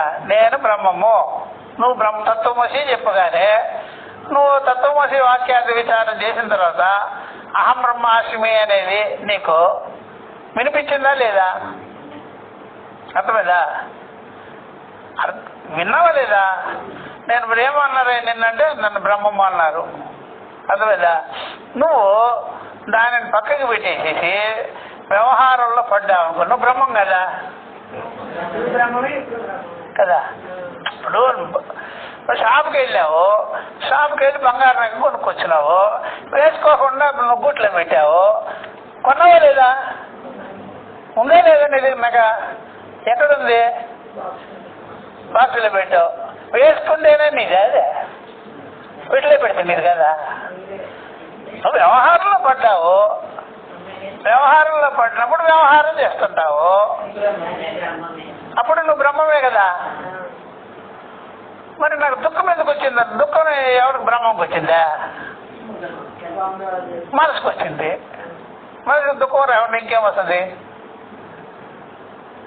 మనసుకు దుఃఖమే వస్తుంది కదా. దేంట్లో వచ్చింది నీకు? బ్రహ్మం వినబట్టి వచ్చిందా? వినకపోతే బ్రహ్మం వింటే వచ్చిందా? లేకపోతే వ్యవహారం వల్ల వచ్చిందా? మరి బ్రహ్మం వినడం బట్టి నీకేమైనా దుఃఖం ఉందా? అర్థమైందా? బ్రహ్మం వల్ల నీకు దుఃఖం రాలేదు కదా. దేని వల్ల వచ్చిందో చెప్పు. మరి అది కనుక్కో. నీకు దుఃఖం ఎందుకు వచ్చింది అంటే వ్యవహారం వల్ల. మరి బ్రహ్మం వల్ల వస్తుందా? రాస్తుంది. వ్యవహారం వల్ల వచ్చింది కదా. మరి అది వచ్చి అలాగే ఉండిపోయిందా? పోయిందా? మరి ఉన్నది ఎవరు? కాబట్టి దుఃఖాన్ని బట్టి బ్రహ్మచింతన చేయలేదు అది ఇది అనద్దు. నువ్వు వ్యవహారంలో ఉంటే అది తప్పదు. దాంట్లో ఉండేది అది. దుఃఖం లేని ఒక టైం చెప్పు. దుఃఖం లేని టైం చెప్పు. మనసుని నువ్వు కదిపేస్తున్నావు అనుకోండి, దాంట్లో అంతా లేనిపోయినాను వస్తాయి. కదిపేసుకుంటే ఇక్కడ ఏదో పుండు ఉంది నీకు, గీకేమంటే ఏమొస్తుంది? పెద్ద అవుతుంది లేదా? అంటే మనసుని గీక్కున్నావు, వ్యవహారం గీక్కున్నావు. వ్యవహారం గీక్కుంటే వచ్చేది ఏముంది దాంట్లో? దుఃఖమే. మనసుని గీక్కున్నా వస్తుంది, వాసనలు గీక్కున్నా వస్తుంది, వాసనలు గీక్కున్నా వస్తుంది, అది మనసుని గీక్కున్నా వస్తుంది, వ్యవహారం గీక్కున్నా వస్తుంది. నీకు బ్రహ్మం వల్ల నీకు దుఃఖం రాలేదు. ఆ బ్రహ్మజ్ఞానం వల్ల నీకు రాలా. నువ్వు దాన్ని చింతన చేయకపోయినా సరే రాదు నీకు. నువ్వు వ్యవహారంలో ఏలు పెట్టావు. మరి వ్యవహారంలో ఏలు పెట్టకుండా ఉండగలవా? ఉండొచ్చు, కానీ తినాలిగా, తాగాలిగా. ఒకరితో సంబంధించింది కాదు వ్యవహారం. ఇద్దరు ముగ్గురితో ఉంటుంది, ద్వైతంతో ఉంటుంది. ద్వైతంతో అన్నప్పుడు నీ మైండ్ సెట్ వాళ్ళకు ఉండదుగా, వాళ్ళ మైండ్ సెట్ నీకు ఉండదుగా, నీకు నచ్చినట్టుగా వాళ్ళు ఉండరుగా, వాళ్ళు నచ్చినట్టుగా నీకు ఉండదుగా. బ్రహ్మానికి వచ్చి అందరు నాకు నచ్చుతారు. బ్రహ్మం ఏముంటుంది? అందరు నాకు నచ్చుతారంటే. చిన్నవాళ్ళు నచ్చుతారు, పెద్దవాళ్ళు నచ్చుతారు, మంచివాళ్ళు నచ్చుతారు, చెడ్డవాళ్ళు కూడా నచ్చుతారంటది. ఆ జ్ఞానం ఏం పొరపాట్లే. దాన్ని నువ్వు చింతన చేయకపోయినా ప్రాబ్లం లేదు. చింతన ఎందుకు చేయాలి? నువ్వు అయ్యే ఉన్నావు కదా. నువ్వు చింతన చేయవలసిన పనిలే. మనసుకు తెచ్చుకొని గుర్తుకు తెచ్చుకునేది కాదు అది. గుర్తుకు తెచ్చుకునేది కాదు అది. మరి ఇవన్నీ గొడవలన్నీ వచ్చేదానికి కారణం ఏంటి? వ్యవహారంలో ఏది పెట్టావు కనుక. వ్యవహారంలో బ్రహ్మజ్ఞానం కోసం ఏది పెట్టాలా, లేకపోతే ఈ దేహం కోసం ఏది పెట్టాలా? బ్రహ్మజ్ఞానం కోసం అక్కడ ఏది పెట్టేదానికి ఏమవుతుంది? అక్కడ గురువు దగ్గర ఉపదేశం దగ్గర ఏది పెట్టాలి కానీ. అర్థమైందా? అందుకని ఖచ్చితంగా చెప్పు, బ్రహ్మంలో నిర్దోషం, వ్యవహారంలో దోషం. వ్యవహారం అనేది చేయకపోయినా ఉండొచ్చు, కొద్దిగా చేసుకోవచ్చు. చూసారా? ఎక్కువ చేసుకొని ఎక్కువ గొడవలు చేసుకోవచ్చు, తక్కువ చేసుకొని తక్కువ గొడవలు చేసుకోవచ్చు. ఇది ఉంది. అర్థమైందా? వ్యవహారంలో ఈ దేహం ఉంది కాబట్టి, వాక్ ఉంది కాబట్టి, ఆకలి దప్పులు ఉన్నాయి కాబట్టి అనమాట. అందుకని మనం ఏం చేసుకోవాలి? ఇప్పుడు వ్యవహారం వల్ల బ్యాలెన్స్ చేయాలి. వ్యవహారంలోనే ఏం చేయాలి? బ్యాలెన్స్ చేసుకోవాలి. అర్థమైందా? ఇది నెక్స్ట్ క్లాస్ లో మనం చెప్పుకుంటాం. ఓం సహనాభవతు సహనౌ భునక్తు సహ వీర్యం కరవావహై తేజస్వినావదీతమస్తు మా విద్విషావహై. ఓం శాంతి శాంతి శాంతి. హరి ఓం శ్రీ గురుభ్యో నమః. హరి ఓం తత్సత్.